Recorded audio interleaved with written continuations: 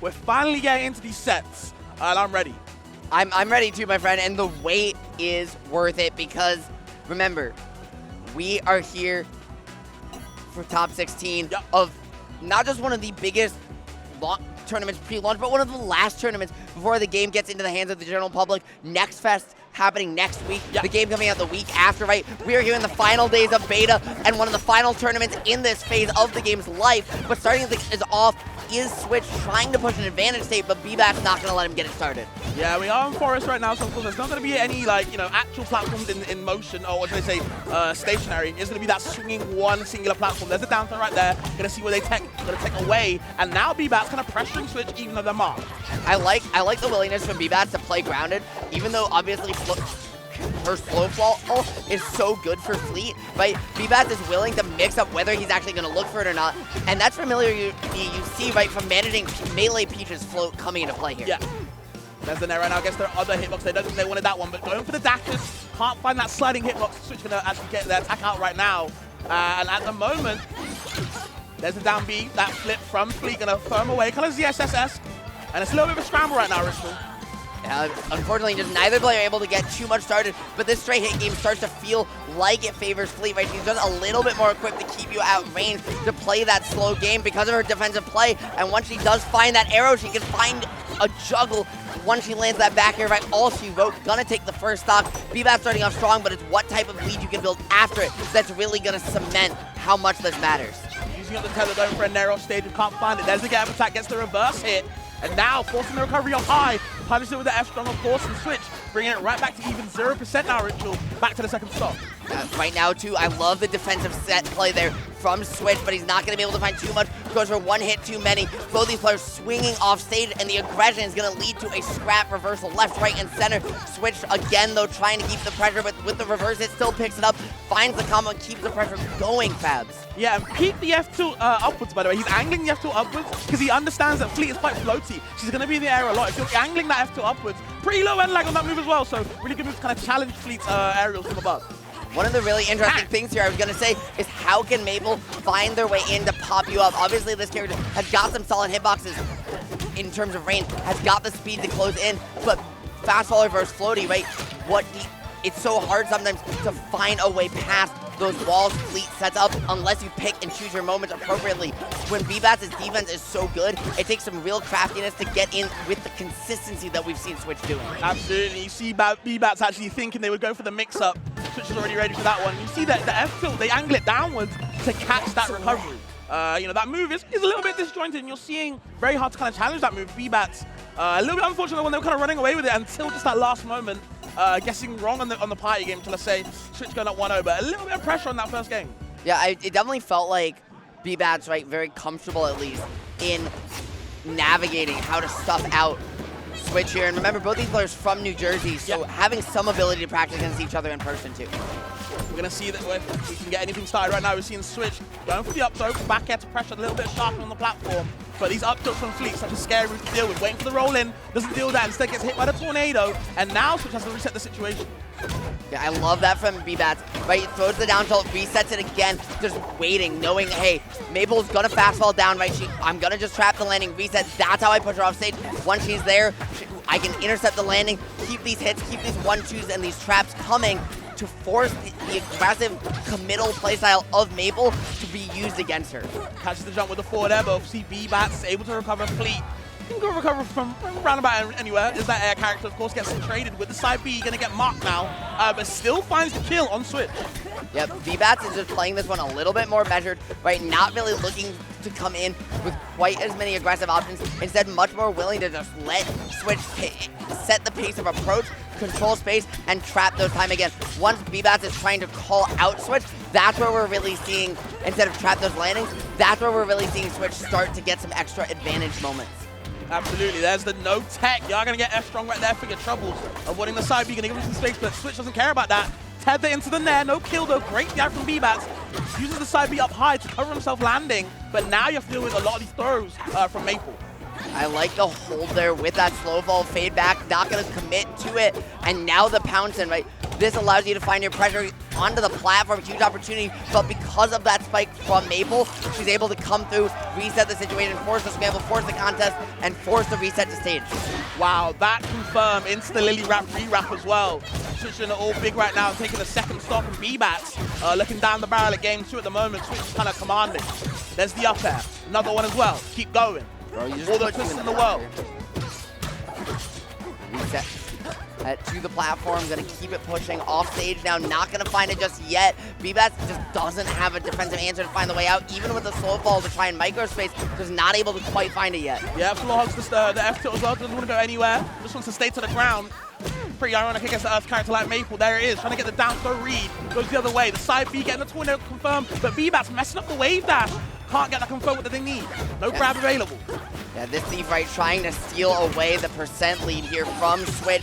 But in order to find it, you're going to have to avoid getting rooted on down. Trying to do so, keep your weight in the air, but the ledge hog Switch with that awareness to lock it up. Gives Lily a little treat as well while the stock's going to keep going. Another forward, they're kind of dunking all on Bbatts. Has to get some momentum going their way. The game's kind of falling out of their hands. They were bringing it right back. There's the up B to get past, but Lily is waiting there like a bodyguard. Gets out the way though because of the parry. And that get up attack is a little bit greedy. Here's a conversion right now. And not pulling the trigger on the delayed tornado there too, on that down angle. Right, you saw Switch try to get up, maybe try to parry that, but since it didn't come out, Bbatts was ready with the mix to find the pressure. It resulted in the stock, gave him a window right back into this game, and now Bbatts is going to try to even up the set, because Fabs, there is no bigger difference in a platform fighter than 1-1 versus 2-0. Absolutely. Great chase down from Switch, obviously abusing Maple's amazing run speed. There's the up air, wants another one. No mark, so they can't get the tether into the 50-50. They're still waiting for them to land. There's Lily, hanging on the left side, looking pretty. Okay, you have to find a way here back here. If you're Bbatts, your resources are limited, but able to barely find the flip jump back to stage. Now, though, you still have to get away from the blender that is Switch. Utterly relentless, not able to find it, but some shield pressure, some patience, unwilling to swing preemptively.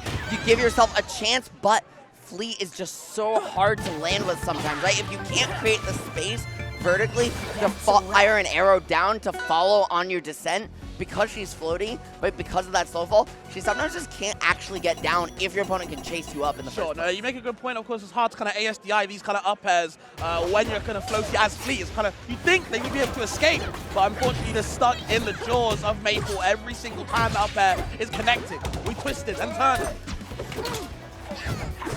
Okay. Looking for the option here to find an opening. Switch with the shield pressure, but it's gonna be Bbatts with the first shield turn to pressure you into the corner.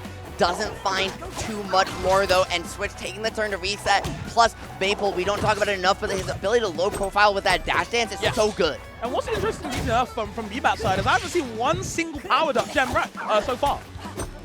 Yeah, no timer yet. The crash bomb a little thing. I haven't seen that at all until now. First one. Yeah, and now it's back on him as well. He tried to go for the parry, but Switch calling it out with the seed.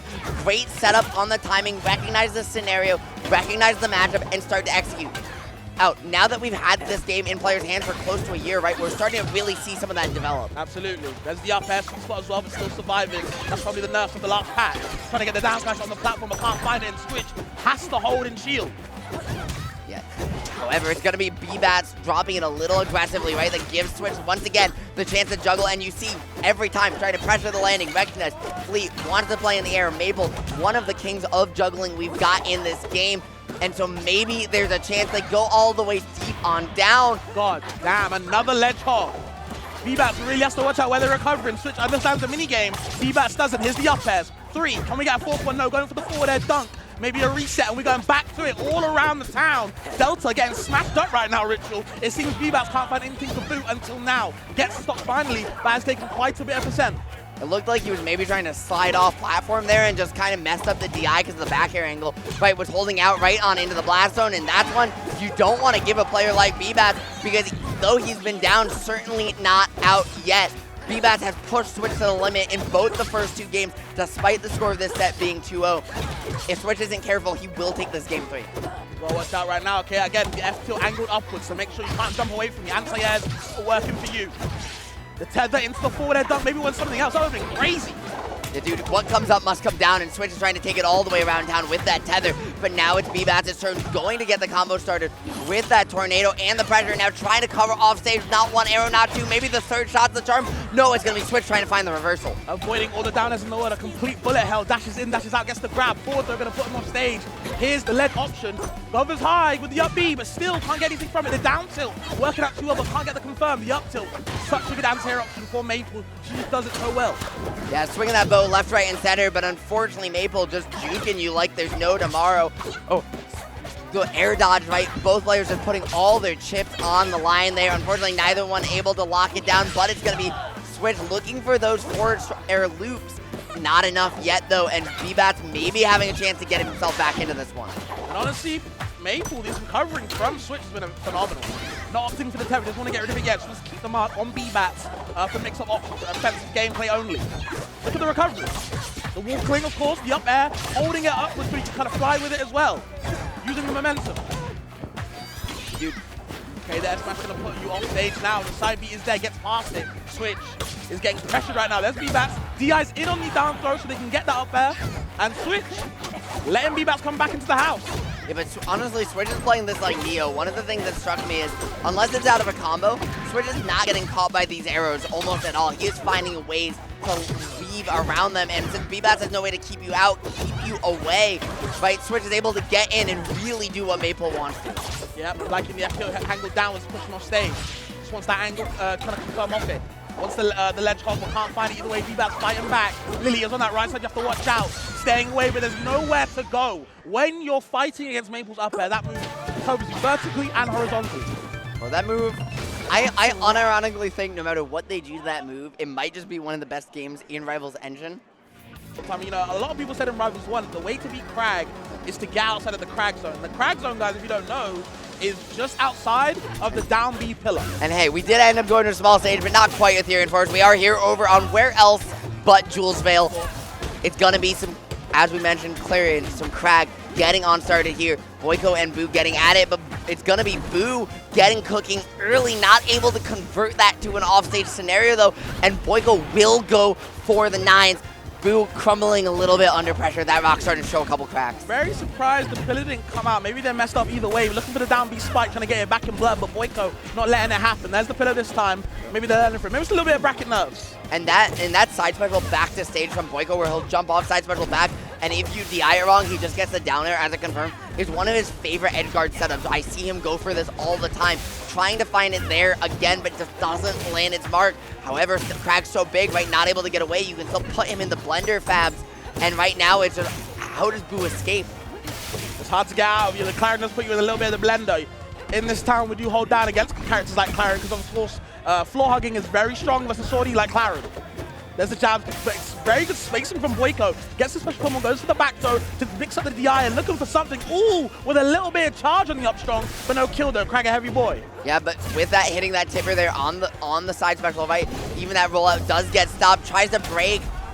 The pillar doesn't quite find it in time though. Still able to catch Crag on the come down. Find one more edge guard scenario. I like the air stall. Push your time out there to the absolute limits, but Crag can stall just a little bit longer. Absolutely. Stuck on the ledge now, you can see where they go next, but you see Boiko commanding such a good lead, kind of spacing away. Again, outside of the Crag zone, there's no ability to pull up the rock, and no ability to use that down B for the 3 pillars. You're staying just outside that zone, so Crag is forced to come to you. I like the call out there, that frame trap, right, finds the boulders. If you jump over the rock shards, right, you're able to then find the pillar on the after set and able to just jump around. Now Crag trying to use that platform movement, bait in Boiko, but not able to commit just yet. He's gonna go all the way out there. Boo maybe going a little too far, but what a creative recovery there to find a way back. Yeah, the good Crag is starting to realize that, you know what, if all I gotta do is side B the rock for that little pump fake and get a little bit of a jump back, and there's the forward edge to get back to even. Or not back to even, sorry, he's getting a stock back anyway, because Boiko starting to really take control of his first game. Yeah, he is just holding space right now, right? Willing to dash into place, playing this very defensive. In Rivals 1, we were used to seeing this character be so incredibly aggressive, and while Clarion in Rivals 2 can have some aggressive moments, we see the precision that this character, the elegance of this character, come out a lot more just because of how you have to hold space with these tippers. Uh-oh, getting edge guarded, but now Boo finds a way to come back to stage. Going for the grab, but swinging and they're missing. No down B either. Boiko avoiding everything, avoids the down strong as well. Just wants the up there for stage control. Sliding in with the up strong, getting into the DMs and all sorts. Gets another grab. Where you going? Neutral B as well. Down there, but no sweet spot. We're looking for a different flavor right now. And Boo is definitely feeling it. Yeah, you're getting caught in an awkward situation because of the rock, but not able to find it just yet. However, able to call you out with the grab, doesn't quite find the tipper though, so not gonna call it just yet. There's that neutral special we were talking about before, but not able to lock it down, and that's gonna close it out. Triple forward air. All the moves coming out in the world, and Boo had nowhere to go. Stuck on a pillar, nowhere to come back to the island, and Boiko going up 1-0. Very, very, looking very comfortable, shall I say. Well, I mean, listen, he took the plane out there, and then realized there was a one-way trip, right? There was no coming back. It's like, and I think I learned the question. If there was a person I wouldn't want to be stranded on a desert island with, it would be Boiko, because he would just his Clarion evidently would carve me up out there. Fair enough. It's a good theory. Of course, we're gonna see where we go next. Going to Rock Pillar, I believe, or Rock Wall. My bad. Sorry. We're gonna see how these platforms kind of interact. Crag, he's gonna be a big fan of this stage though, for sure. Yeah, I do worry though, right? Clarion is so good at keeping you in these awkward positions because of that tipper especially. You can hold that space and maybe just start to take away some of the vertical ground.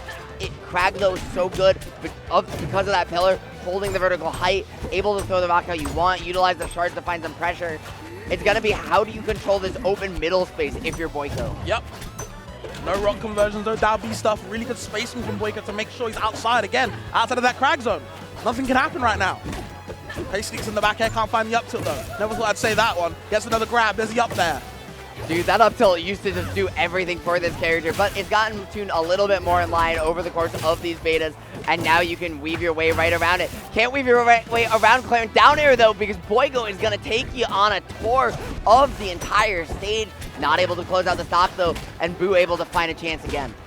Okay, another back air conversion, the pillar as well. Has to burn something. Sets it once more, waits for the recovery, but goes high. Really good option from Boiko, abusing the stage pick.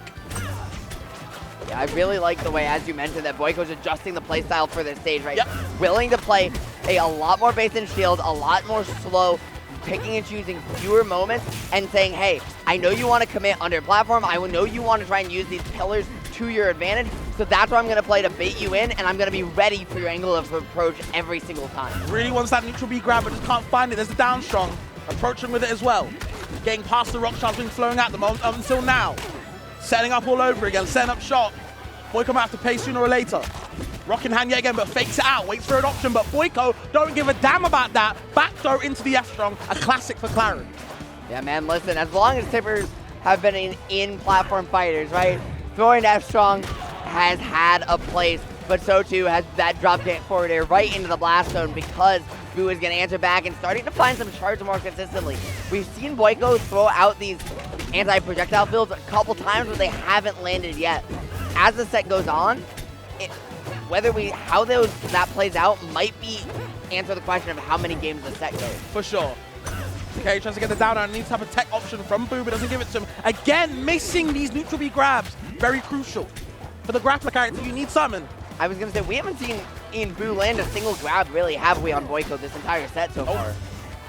And that's, like, it's a sortie, you're going to land less because they are going to space you out, but as you mentioned, Crag's a grappler. If he's not landing grabs, that's a problem. Absolutely, but of course not a problem, no issue. When you edge cancel like that, the up Bs, I'm loving the recoveries from Boo. Unfortunately not being able to kind of showcase anything else but that. Boiko too strong right now. There's the dash attack. Can't run into me. Another read on these grabs, on these roll-ins. You gotta watch your habits.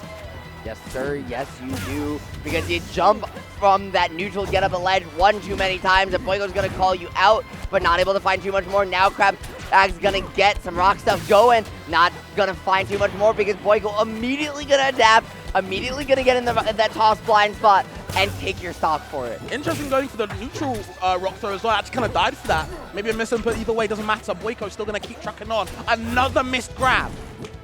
And that was the first tomahawk he went for, right? Like, we've seen Boiko do some creative microspacing to avoid it, but that one was just a miss. He is going to find the resets and get some damage, but still not enough to take the stock. Dropping that loop 1-2-1 early might make a huge difference here, because now it's Boiko's turn, and he's going to use these pillars to rack on 45 unanswered. That makes sense to me. A couple of back airs sneaking them in. Swiping, no swiping, but of course it's still Boo getting away with it. Goes to the Tombstone Crag Driver. Can't find that one right now. The up air not working either. But these tippers are making Boo hurt more and more. We're going higher to the skies, Ritual, taking the game. Kissing the blast zone. And you can see, right, the smile on his face as he goes on down there. It's one of those things with, like, you're so not used to Claren full sending that. Even though the up B can be used aggressively, you never expect. So even if you're in that special fall state, you've got a little bit of work to make happen. Going somewhere even smaller with this dual block. What do you think of the stage choice for the game number 3? Well, I get why I think Boo wants to be there, because they want to limit as much space as possible. This is a tiny stage. You are literally next to... You can smell his breath right now. Yeah. And they don't smell too good, but kind of trying to find the finisher, but can't. The up tilt into the super down strong. Boiko still going. Yeah, and immediately the reset once gets up, baits it again to go right on back. That's a classic like melee and people trick that you don't see very much here among the starting off Rivals players against some of the Nick players and some of the players from other games in this scene just yet. And it's so cool that we have so many different mechanics from different places of origin, right? I know this game's been out a year, but it's still the neatest thing to me is how much you can see where people came from in their playstyle. Makes sense to me. Down tilt on the shield, not safe enough, unfortunately. Couple of forward airs, now you're stage far away. Of course, has the up B, the pillar to save him, but no rock available. Gets the one jab, wants the up tilt, maybe a bit too greedy. Down strong, down air tipper, shall I say, putting Boo in a terrible situation. Another grab. Okay, swing back, reset, looking to do it again. However, Boo is finally going to space around this back air, tries to find something, tries to get a little aggressive off pillar though, and it's going to be Boiko racking up some extra damage.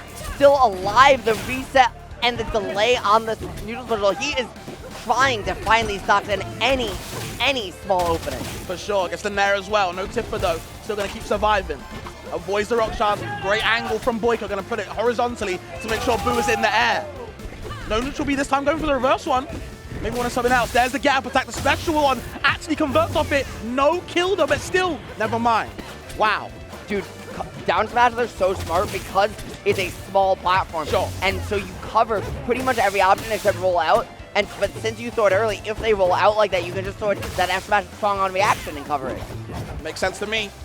Okay, has to put her off stage up now. You're just gifting Boiko stocks. Great restore with the back air as well though. Mixing them up. Boo, waiting for the option to do, gets the down strong. Can't find the initial hit though. Down air tipper into the up tilt, into strong. It's just too easy. It legit is too easy for Boiko. He lines them up like he's playing a jigsaw puzzle. It's insane. He actually looks like he's dancing. The grace and precision, not just of Claren, but specifically of Boiko's Claren. Finding those up air. Converts off no other. You know, his character's very scary, but yep, just gonna restart, see what game 1 happens. We had Hodojo. And here on the tri-plat, right, you've got a little bit of just extra ability to move around. It's really going to benefit Ron, especially in that matchup, as you mentioned, because of that super jump, you can take them around town. But also, if Maple can land the advantage, the platform layouts here are so conducive to his extension. Yeah, you have to watch out where you're kind of landing. These tri-plats, let's say, are going to help out both characters, I'd say. Yeah, plat drops are very strong, especially on Rano. Trying to maybe find a little bit of trickiness there with the up special and the corner of the platform, but unfortunately not able to do so, not able to fight out of the corner just yet is Lucius, and now stuck trying to find a way back down. Tacocat overcommitting though, that's going to be the chance you need, and now it's Lucius' turn to rack on some hurt. If you can just get the hit, and you do, you have the opening. Yeah, and even with those back throw nerfs, he's DIing in on the back throw, still gets a little bit of a confirm, but still not too much of it, going to recover off the bubble. Tacocat covering all their options, but the parry, edge counters it though.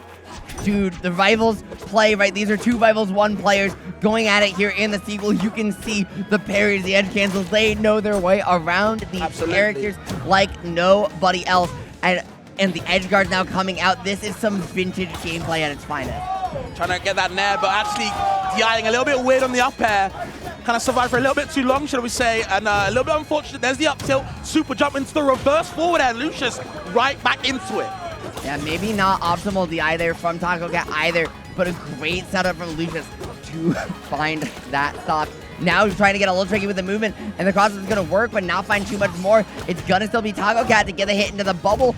Going to stop the momentum, though, and that's going to allow a momentary getaway, but not quite an escape from Lucius. Oh, and messing up the recovery, but still managed to just get back. A little bit lucky, but the up strong hitting from there. Huge hitbox. Yes, sir. Wrapped up and unable to get away. The percent gonna rack on, and now it's the Maple show once again. Still, though, all it takes is one over-aggressive swing, one over-commitment, right? And Rano's gonna feint their way into a reversal. Lucius trying so hard to stay alive, but Tacocat ready to pounce at a moment's notice. Yeah, Lucius are kind of getting a bit too aggressive, maybe a little bit too desperate. Tacocat sniffing that one out, awarding Lily with a little treat while she's surviving. Gets the recovery right now. Opts to go high with the up B, doesn't get too much of a punish, let's say. And here's the platform aerials right now. Just waiting. Looking for that rising neutral air, almost melee Sheik asking the way that Rano trying to hold space there, but not able to lock it down. I like these down tilts, just keep it grounded, recognize that Maple isn't going to jump at you quite as aggressively as some of the rest of the cast. And now it's a question, how do you keep them out? How do you expend those resources? Because if you do, right, you get those edge guards just like that, and you lock these stocks away. Maple doesn't get to play the game. Absolutely. Now you got 2 stacks of poison. You're going to be in that bubble for a little bit, a long time. Here's the damage. Just have to watch it. There's no mashing in this game, guys. Yeah, you land in the center of platform, though, right? And that allowed Maple to find the way back with some percent as well. And now it just both players fighting for stage control, fighting for the lead. Tacocat gets the opening, tries to find the edge guard opportunity. Bubble is out, though, and that defense is going to give you another chance. But, hey, you can ledgehog in this game. You just hang on like there's no... He is going nowhere if he's in the air, so missing that recovery really harmed him. Got on Air Armada now, a very big stage. Maybe for these tech chases that Lucius loves to do, maybe he can get a chance. Goes to the up throw this time, though. I really am interested by this stage pick, too, because I think while it's good for Rano, especially with some of the movement, depending on the platforms when they're out like this, especially when they get centered, Maple is so good at controlling space here. Plus, when she spikes you, right, it's really, really hard for Rano to get back because of how the bottom of the stage works. So you have to be careful if you're Lucius to make this one happen. But if you can, I think the upside here is tremendous. Loving the hit force option from Lucius. Hit falling has come so natural to Rano, but oh no! Little bit of a mishap on the recovery. And he is gifted Lucius stock, sets up the bubble, of course, for that safety net. We've seen it in other games. In this game, too, it's very potent. Yep, with how strong wall jumps are too, right, in Rivals, this stage not having them here on the Air Armada means that a character, as we mentioned, with a fragile recovery like Maple, just can really struggle to extend some of these stocks. Once you get that tether online, though, it's a whole different story. So this time, Tacocat sitting a little bit prettier, but able to use a Shoryuken in the chase, but not the stock still. Lucius hanging on by a thread, and that thread is going to give you a huge chance to even up this set if you can find this one. Reverse back air, really nice jumps over the forward tilt, dunks them all the way down. Like I talked about before, Ritual, if you can't get back to the wall, there's no way you're going to recover. Both these characters. Yeah, beautiful spacing there off ledge to try and find the opening from Tacocat. Gonna use the platform moving in to kind of cover your approach as well, but Lucius is ready. Those pincers come to a close and you're ready to lock them on in. Hey, once Maple goes that far, all you can do is lob a seed and pray, and if it doesn't find its mark, you might as well just go back and reset. Yeah, a whole stock up ahead now. This stage really working out for Lucius. Really good pick. Trying to get the tech chase, but can't find it. Down to into the grab. Wants him in the air because he knows that Maple's airspeed is awful. Yeah, that's poison on you as well.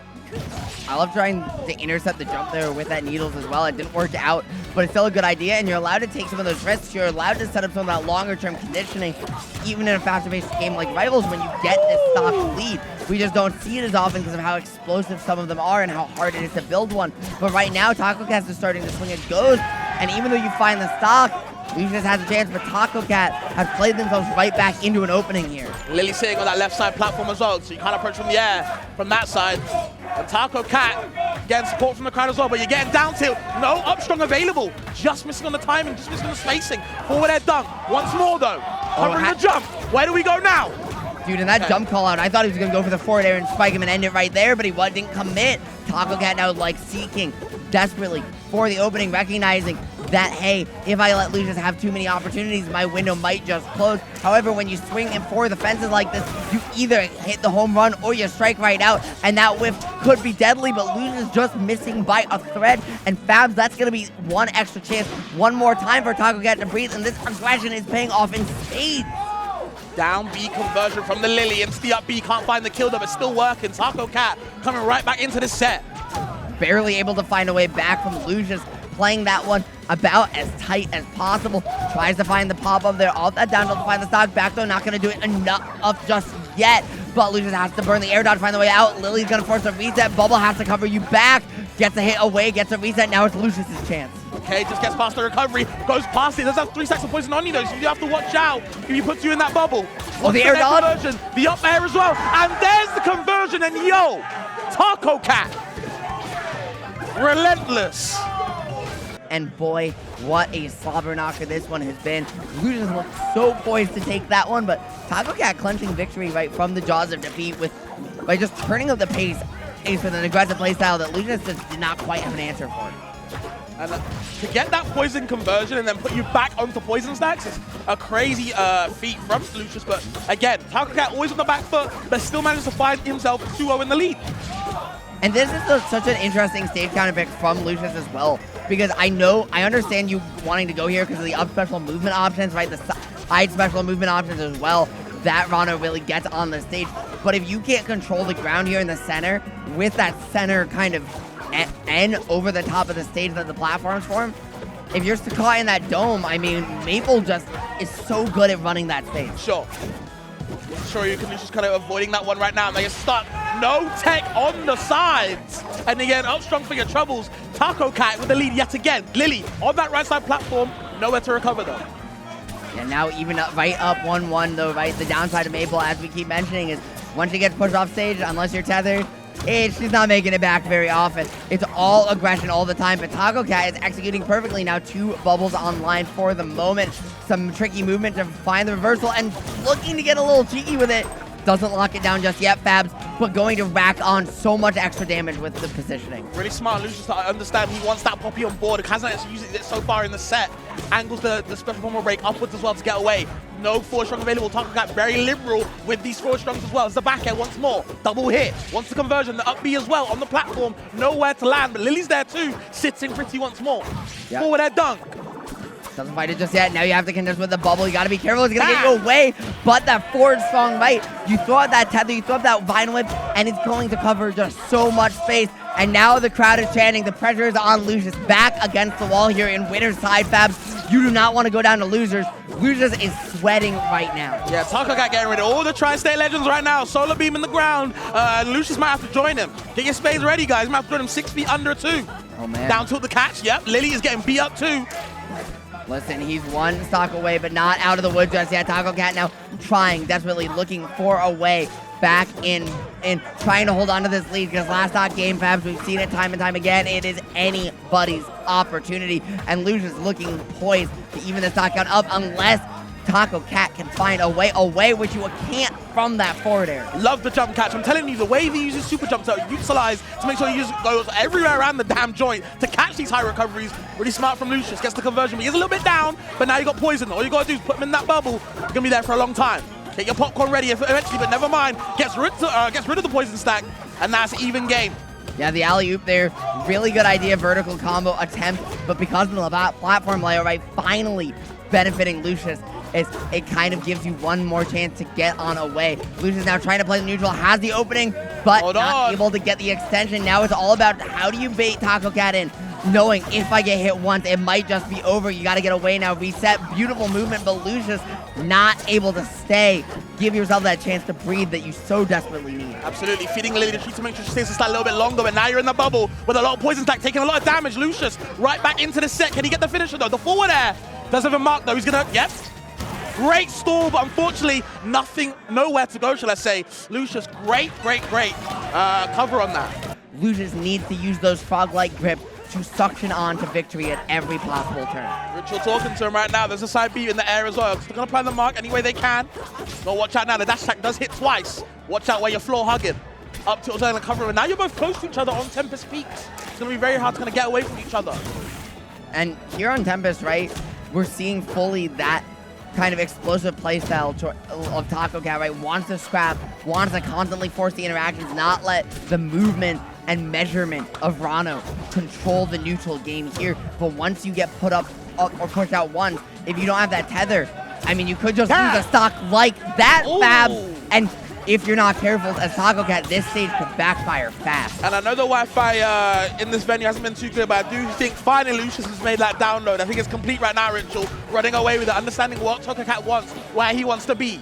Covering every option, the edge cancel forward there, applying any pressure, and Tacocat, super aggressive in the first games, absolutely gone right now. And found the needle there too on the landing. Lucius eking every amount of optimization out of these strings fabs. Yep. He is fully on lock right now, and it's going the distance, but Tacocat answering back with that Shoryu, and the Dragon Punch is gonna lead this game back even. Keep yourself in this, and as good as Lucius has been, it feels like he has to play perfect because Tacocat is just answering back in boring fashion every time. Maybe find a new lease of life. Tacocat coming right back into the set. Maybe the download isn't complete. Okay, the needle gonna apply any type of pressure he can off stage. The fast falling forward and retreating there as well, making sure. Once the F strong, again, maybe a bit too overzealous, you're getting punished for it now. How do you land, though, against Rano? Yeah, you burned that air dodge early, trying to get farther in, but on stage this small, with that super jump, my friend, you can't burn those resources that aggressively. Neither in turn can you try to roll and get away, because guess who can tech chase you 7 ways to Sunday, baby? It's Maple, and they're going to lock it down. Lock down the stock, and suddenly, Lucius blinked and 2 stocks are gone. Tacocat coming right back into the set. The edge cancel back air. Again, mark to the side B this time instead of the neutral B. The aggressive option this time. Tacocat starting to cook right now, but the trade not in their favor. Lucius, this is it. Last stock, last game. My friend, what better way for this set to end than Game 5, last stock, dead even. These two going at it on a teeny tiny little slobber knocker. Every single hit could be the last. It's just a question of who can get the other's feet off the ground first. Right now, they're both doing so good, but the answer to that question is Tacocat has the chance. Lucius is not going to give too much more. Tries to find the edge cancel into the reversal. He's cooking. Absolutely. Okay, gets the forward out from the plat drop again. Rano loves these plat drop aerials. The legs are long, the limbs are long as well. Very lanky frog. Sets up Lily on the right side. You can't approach me. Got to approach from a different angle. Lucius respecting it, waiting for Lily to take its time and go away. The neutral game ritual. We're playing slow now. Oh! Okay. Okay, holds the pressure, doesn't find it with a nair. You don't go for the fastball because you're just trying to drift on away a little bit more safely. And that could be disastrous, but you get the reel in with that tipper on the down tilt. That could be huge. Keeps them trapped on the platform, and you just can't escape. Up 2-0 to the reverse. 3-0. Lucius finds the download fabs and somehow hold on. Absolutely agree. We're going to see what we can get going on Etherian Forest. An immediate Skyjay with the immediate approach with the forward air with the up tilts. And this is such an interesting stage to go to in the Ditto, right? Because of that swinging platform, it means that one player kind of is always going to have a positional advantage based on how they can utilize that, but it's never going to be consistent. So there's going to be a lot of questions. How do you utilize the platform when it's near you? Offensively, defensively? How do you improvise in the moment? And how do you hold that aerial space? And both these guys kind of snuffing at each other's side B. It does take a while to kind of start up. There's the win charm. The first one, though, on Skyjay's side, doesn't really get too much of it. Actually gets the hot potato passed on to his one. And the side B tornado out as well. Skyjay very liberal with their special. I like the swing there, and I like the reset back there. He's utilizing that slow fall cancel Wavelength there from CakeAssault to just reset. You see the movement he has with this character. So on lock, able to sneak on underneath, stay under Skyjay, keep the juggle going, and lock on that stock. I mean, it feels like Cake is just early on 1 step ahead of what Skyjay is trying to set up here. Makes sense. Okay, the forward air. Push him away even more. Yep, floats in. Gets the grab as well. Keeping him guessing on your toes with the up B. That sweet spot. The second hit is strong. Go watch out. Well, the slow fall and the reset into the attempt for the grab was a really good idea, but it doesn't find its mark. Both players exchanging back airs. It's going to be Skyjay fighting off the onslaught. Only gets the last of the tornado, though. That one doesn't find its mark into the combo. So instead, it's going to be CakeAssault's turn once again. And his pressure does find a little bit more ground, but still not able to capitalize on the offstage. Has to reset you in the corner. Get only a little bit of percent. And these two just keep the ebb and flow of the wind, my friend, is back and forth. Absolutely. You can see him. I'm liking the chase downs from Cake. Understands if he wants him to roll away, he's going to chase down with that float there. Big move. Lasts for a long time as well. Back air as well, of course, getting him out of there. 2 stocks to 1. Cake sitting pretty once more. Yeah, Skyjay now last stock of the game. Both have 2 ammo apiece on that die. But it's going to be the tornado that is going to give CakeAssault at first, and then Skyjay, and then CakeAssault again a chance, but it's going to be these float cancels to rack up so much damage. You overextend a little bit though, right? Your opponent gets a chance back, and CakeAssault out looking to not get edge guarded now. He has to be careful because Skyjay has kept him in disadvantage for so long there. This character, not fast, but Skyjay making it work. Absolutely, there's the wind chime as well. Once more, the crash bomb at the set play, seeing what he does next. Not getting the biggest conversion, but still kind of coming back into the set. His last stock as well. Skyjay's putting in some little bit of work, but maybe has to put in a little bit more. However, you still have to get on away. Those slight angles on the tornado from CakeAssault have been so creative holding space. Skyjay now implementing them as well. But it's just the way CakeAssault crosses up his horizontal and vertical coverage. It feels like Skyjay hasn't felt comfortable floating around him. Yep. No down tilt, no up tilt for you, but Skyjay still searching. Opts for the F-Strong with the special chimes involved as well. The up tilt into the conversion, the up air. Can't get the kill, and nearly. But unfortunately, getting past it down there, not able to recover far enough, apparently for Fleet. Cake winning that first game, but not easy. And that was, that was a forced error right there at the end from Skyjay, right? He did recover early, it did come up short, sure, but it was because of the 2 arrows. You saw him go for the wall jump and then immediately feel like he had to go for that up special just so that he avoided those shots coming out. Maybe had a little bit more flexibility, but I mean, it's terrifying, right? When arrows are raining from the heavens. Yep. Agree with that. Up to right there. Up air as well, the forward end. Just getting these little small hits. What's the big ones as well? Skyjay's still going. Okay, I like the pressure there. Skyjay finally, for the first time so far, right, really taking away that platform from the opponents through combat alone. Most of the time, they've just been overall avoiding that conflict there. It's so volatile, but right now, the scrambles, CakeAssault still coming up on top positionally, and even though he didn't find the percent, he found the hits that mattered. Ledge hogging so strong against a character like Fleet. Double nair into the forward end and nair again. Yo, the damage. We still going though. Pushing your resources away, exhausting them. Opts to go high, gets the down air conversion. The wind chime is there. Set play time. No conversion though. Skyjay surviving. Yeah, Cake tried to get a little too aggressive on it, might get too far on the setup. Skyjay just reacted, air dodge to it, found his way back to dodge and back to stage, but still not out of the corner just yet. Cake's so good at these resets, and now you have to get on away. Hey, you have to just keep that space open. You have to give yourself another chance because Skyjay will come back. He will take those openings, and just like this, he's not going to find it yet, but he's flipped this scenario on his head twice now. Yep. I like that option from Skyjay to exhaust Cake of all his resources. Has to, strand them on the island, so to speak. So there's nowhere to go. No SOS saving him. But the jab 3, I believe. Maybe jab, or maybe F2, I don't know. Either way, he's still getting a kill off there. And then Cake is right back into it. And actually now, 2 stocks to 1. Okay, the double neutral air to find the reset. Into the down air, gets the pop-up pressure. Finally, you're going to see that crash bomber fab find its mark. Arc doesn't land the tornado hit, but gets so much more than 0 to death around the world. You know what? Fleet's supposed to be a thief. Not only did she steal that, when she took you across the 4 winds, my friend, it literally blew in every direction. They told me that Fleet's back air was nerfed. Does Twitch chat believe that? Well, I don't. That reverse back air is still hitting like a truck. Even if it is off the side, it's a crazy move either way. We're going to see if Skyjay can answer back. 2 games so far in Cake's side. He's looking comfortable. Jay just finds a reset, tries to get it again. Put some great ASTI in there from Skyjay, trying to give himself that one more chance.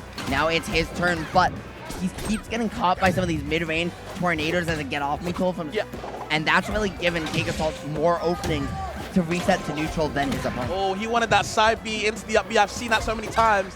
Shouts to highlight. That guy hits it every time on the Twitter clip. So either way, Cake can't find it that time. Opts to go high, but now he's just gifting Cake these chances to push you out further and further.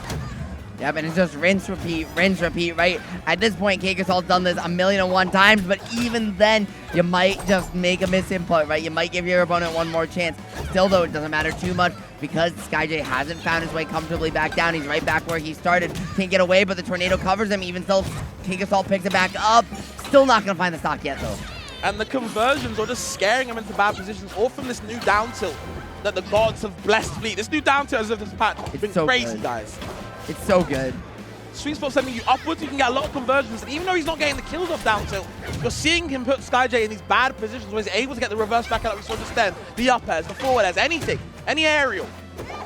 I feel like it links so much better, too, into your slow fall aerials, as you were saying, especially that neutral air as well. Now, trapping the platform there is Skyjay with the tornado, with the up air. Now, just trying to pressure you into a bad position to set up this tornado to trap your lander and combo it into a kill hit. Percent just not quite high enough, though. And because of that, Fleet able to get back down, able to try and pressure for the reversal. This character, her kill power got nerfed. It's still decent, but she does struggle if she doesn't find the setup sometimes. There's the upper right there. Purple, of course, the Galaxy. Dan telling you, hey, no matter what DI you did, you're still dead. Move on to the next one. Love to float forward in your face just to make sure you can get another grab. Keeping them guessing, being very ambiguous with it. The sour back ends, the up air that was also sour. And the forward are not looking too sweet either. We still want something, but Skyjay hanging on. Okay, looking for the tornado, but actually hitting him too early so it doesn't find his mark. You might have been able to find more damage there just by waiting for the confirmed fabs.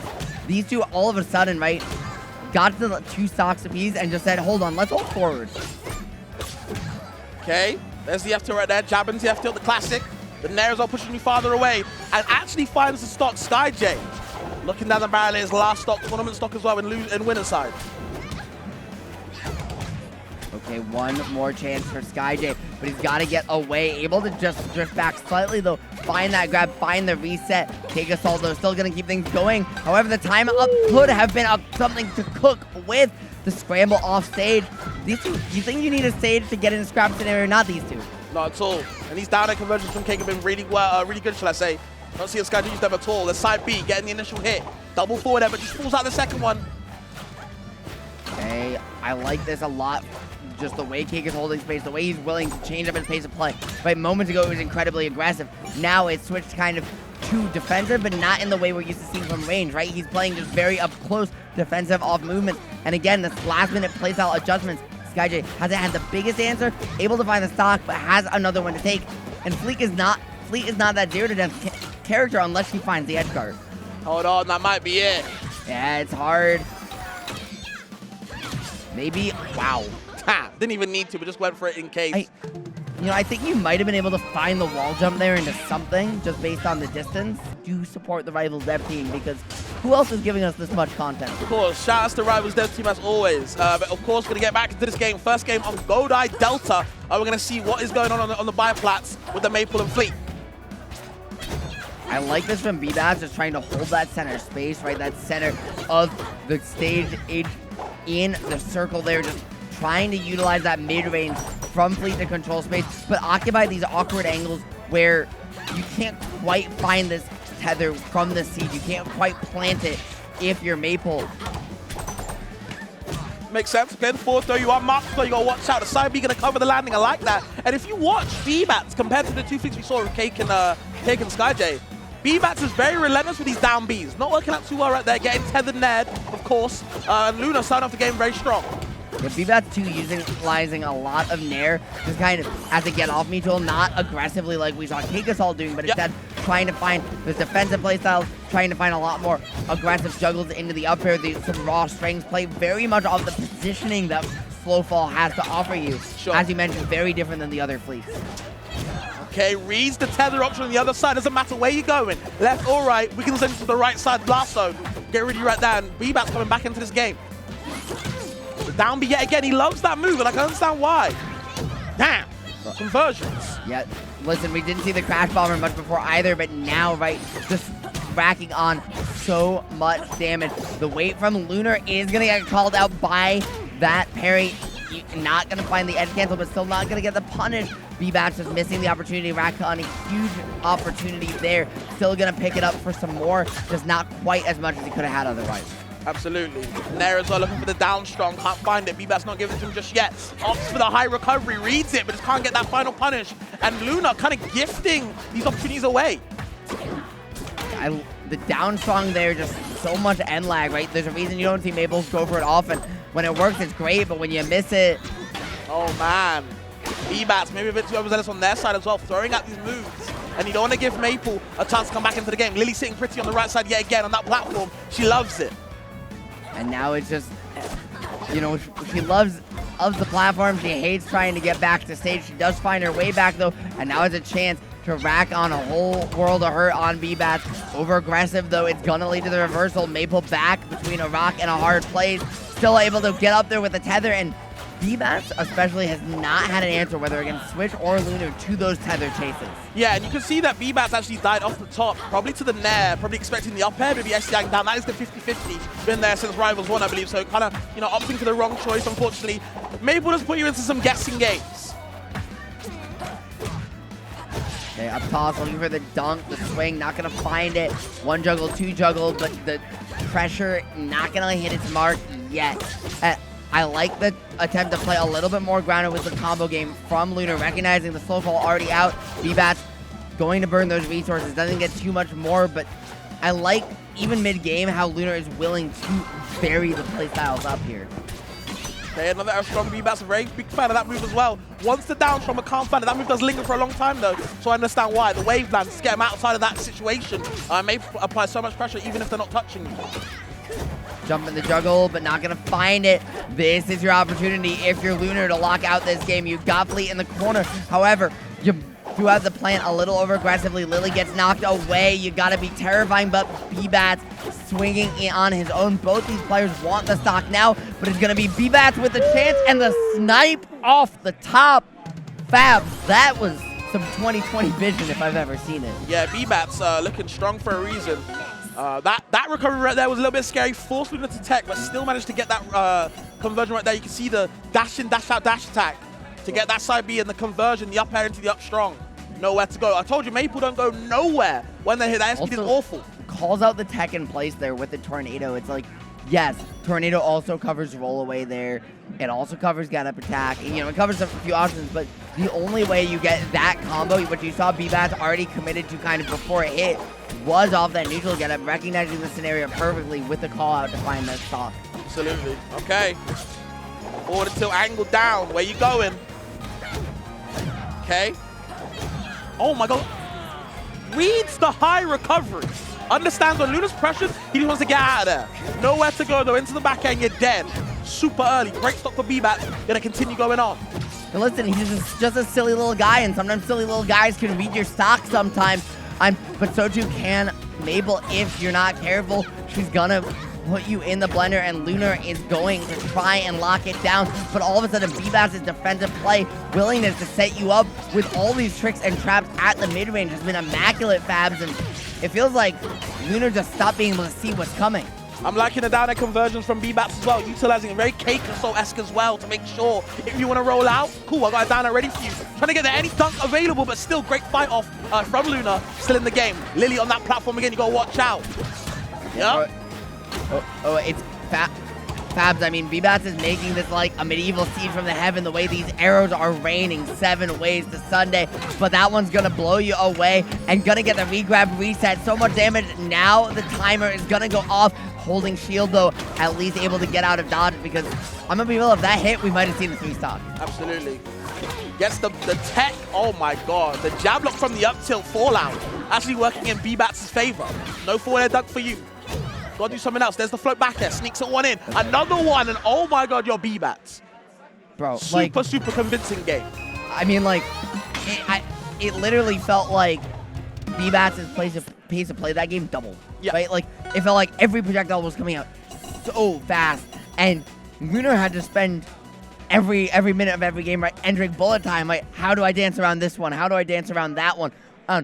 Just to get back to stage, just to get my feet on the ground. Oh God, I'm there. There's 3 more projectiles coming in my face, and Bbatts was ready on the mix. Okay. Lunar trying to get something started, but again, this is falling trapped. These Bbatts grabs. No F2 available for you. Now you're getting up throw into the up air, but can't get any type of conversion. We still getting these back airs though. Swinging that bow, and it's hitting hard. Listen, they call him Billy Bats for a reason. He's gonna swing for the fences each and every time. Last game, I mean, he went as close to a Grand Slam as you can get in this type of genre, but this one, he's looking to close it on out. Fabs, he's just gotta get away from the Mabel stuck in the corner. Is scary, but with a tornado to cover your approach, I mean, hey, you're sitting a little bit pretty for the moment. Okay, he gets the up throw. Reads where he wants to go, gets one up air, sets up Lily on that platform, very vital that he does. Just want to put it on the ground so they get parried eventually. You set up on that platform, it's very hard to kind of wavelength the platform, then parry. A lot of work to be done. Again, Lily on the platform once more. That's her home. Up throw, okay, goes for the forward instead, but Poppy is available though. Yeah, setting up the wall, right, the horizontal coverage with the Poppy, plus Lily and Maple just setting that wall up. I mean, there's nowhere for Fleet especially to go in that scenario. She just doesn't have the tools to get out of it.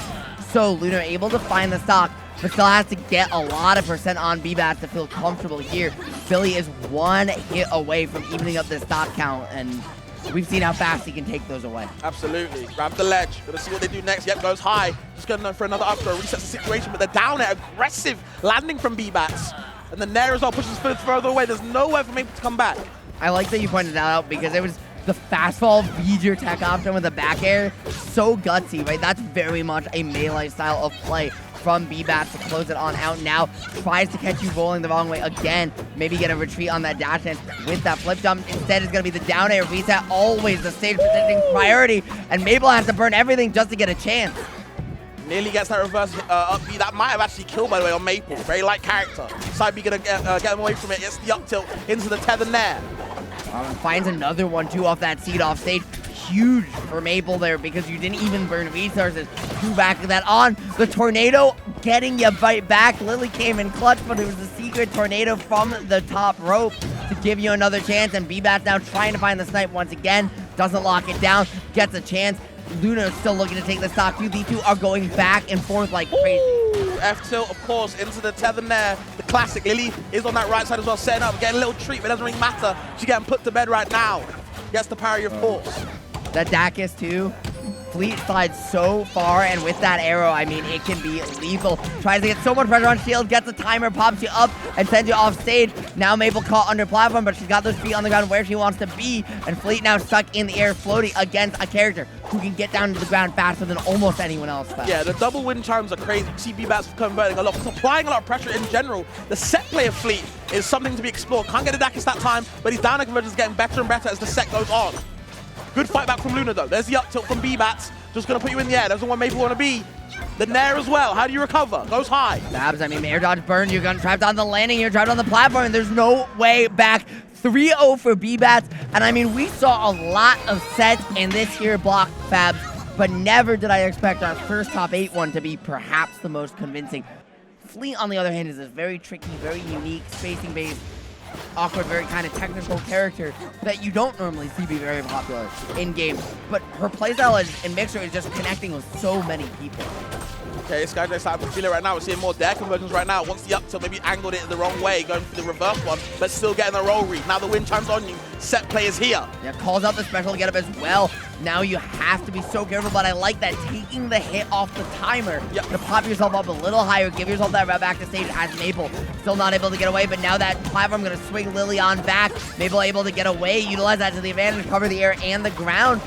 But now that she's gone, Skyjay can pick the moment, jump on in, use the platform to your advantage, and maybe not quite yet just find the stock. And honestly, I kind of like this stage pick against Maple. You know, Lily, if she's on that platform, sometimes she won't be available all the time. And if you put her on stage, it's easy parries. And you know, it's one of those things where it's like on platform, it can be really good because it takes away how Skyjay especially wants to hold space with the float, and we've seen that. But as you mentioned, not available all the time, and when she goes away, all of a sudden, Fleet gets to pick those moments to kind of telegraph her way in, and there's not much you can do against it. You're trying to drift back, forth, find those openings, caught by the tornado, but Skyjay is not quite picking up the conversions off of it. And we've seen how efficient Tacocat can be when you give him extra chances, finding one there. Yep, the electro right there. Tacocat not down and out just yet. Lily is there, though you have to watch out, but still doesn't matter. The Nair conversion, Skyjay getting rid of that second stock, and looking very comfortable. Yeah, it was just one of those things where it's like, you saw Skyjay have to work really, really hard for the first stock, but then the second stock just evaporated like nothing, and so it doesn't really matter. Tries to get the reset, but misses the tech chase. Still gets the pick-me-up after the fact. That tech on ledge does save your life. Still not able to get too much more. Tacocat needs something and fast, Fabs. Yeah, they're starting to bleed out right now. Avoiding the side beam, it doesn't matter. Great parry. Down there, no down up strong though. Okay. Charging the down strong this time, but still gets past it. Great stall from Tacocat. Wants the up B conversion, but can't find it just now. I saw Tacocat there go for that up struggle. Maybe could have tried to reset with a Wavelength and platform into an up air or something to keep the juggle going a little bit longer. But instead opting for the quick buck, it doesn't find its mark. Does go for some trickiness off the moonwalk to get something started. And I love that. Skyjay is parrying everything that Tacocat is throwing out offensively. Saying, hey man, you gotta work on your spacing, work on your timing, keep it the same way, it's over. Now Skyjay, right, fighting past Cheesy Potato, but has had, and so maybe didn't see the last set, has the blueprint, implementing it in full force. Tacocat, once his feet left the ground, never had a chance to reset. For sure. Okay, again, these forward tilt angled downwards, just for the poke in the toes action. No up tilt available, still pressuring the shield, no parry at that time. Good working on the timing from Tacocat, he's learned. Yeah, but you have to expend those resources if you get caught by that arrow, because otherwise your stock is just gone like that. No timing mix up to speak of. Now Fleet tethered. He's trying to find a way away. Both these players are swinging, but it's the space that Skyjay has been able to hold that's been the difference maker. As Tacocat starts to close the gap on his terms, that's where we're seeing the openings come in. Right now, though, not able to do it consistently. It's only off these reversals, and that's not something you can count on. Even if you do find the stock to take the game, how can Tacocat compound this lead? For sure, great recovery coverage as well. Avoids the F-Strong, gets out the way, and Maple just so quick, so hard to deal with. No F-Strong available, but the side B angled upwards to make sure you gotta keep on shielding. I love that jump back in right past your tornado to kind of keep them guessing. If they try to cross you up, that's when it catches them and you get the combo on the turnaround. Yeah. Ooh, double dunk. Still has to recover high though. No tech on the forward air dunk, so you are going to get the up tilt conversion and just running away from these aggressive landings from Skyjay. Parries the side B, of course, get the down strong as well, but no re-wrap available. Yeah, now the parry right again on the second time. Allows for that reversal situation coming on out. Skyjay trying to send this one to the depth, but unfortunately missing the slow ball height just slightly, and Fabs down a stock. He can't afford those. Can't afford those at all. Okay, the down tilt's getting grabbed up, snatched up as well. Once it's down a conversion, can't get it. The back air hitting twice. Once it's check as well, but maybe it kind of falls off the platform a bit too early. The net into the forward air. Down B in the air to kind of mix them up. I love that pressure. And Lunar, Tacocat still going. Damn. Listen, you're still going, but Skyjay doesn't let you get away scot-free at least. Getting on the board in this game too. But here on Godai Delta, the water has been flowing, feeding the roots of this earth animal. And my friend, I mean, Skyjay all of a sudden just needs to find a way to what was working in game one, because right now it feels like there's not a consistent answer. Great trade from Tacocat. And Skyjay kind of showing his recovery a bit too early, going just a little bit over the ledge. And Dance will cover that. Yeah, I mean, listen, I'm in it for the long haul with this one. I'd love to see 5 games between these two, especially if they go back and forth in the ebb and flow like we just saw, because this one has the potential for a slobber knocker as we get into game 3. Counterpick advantage on the line here on Jules Vale. How do you feel about this counterpick? I can understand why both characters would be fine going here. That middle platform is going to be very good, of course, for Lily, but at the same time, you're kind of being forced into air a lot of the time. That's exactly where Fleet wants them. And the wall's going to be helping them a lot as well. Yeah, slide off the eye there, right, to get to the wall. Give yourself a couple extra options of flexibility. Back to stage, not going to find the arrow. That one's only for Bbatts. Skyjay now having to reset, slow it on down, and that's where Tacocat has the opportunity to find the right commitment in. Not going to find the stock, though, and right now it's just swings and misses as these two try to feel each other out on Jules Vale. Puts Lee on the ground, so you're going to be even more sensitive to parrying. Skyjay not even opting for it this time. Goes with the S-Strong. Gets shielded though, and the up tilt. Really good anti-air from Tacocat. Forward S, DI's in to make sure he doesn't go off the stage. Stays on stage as well, but the parry is coming out from Tacocat. Very, very helpful in these killing times. Yeah, snaps all around, but not going to find it just yet. Oh, the good right from Skyjay, but not too much more, and instead reeled into the Lily and into the trap. It's going to be Tacocat catching your diffuse card with one of his own. This game's explosive kittens, and you've run out of chances, my friend. Bro, the side B conversion into Lily, into the re-wrap, crazy.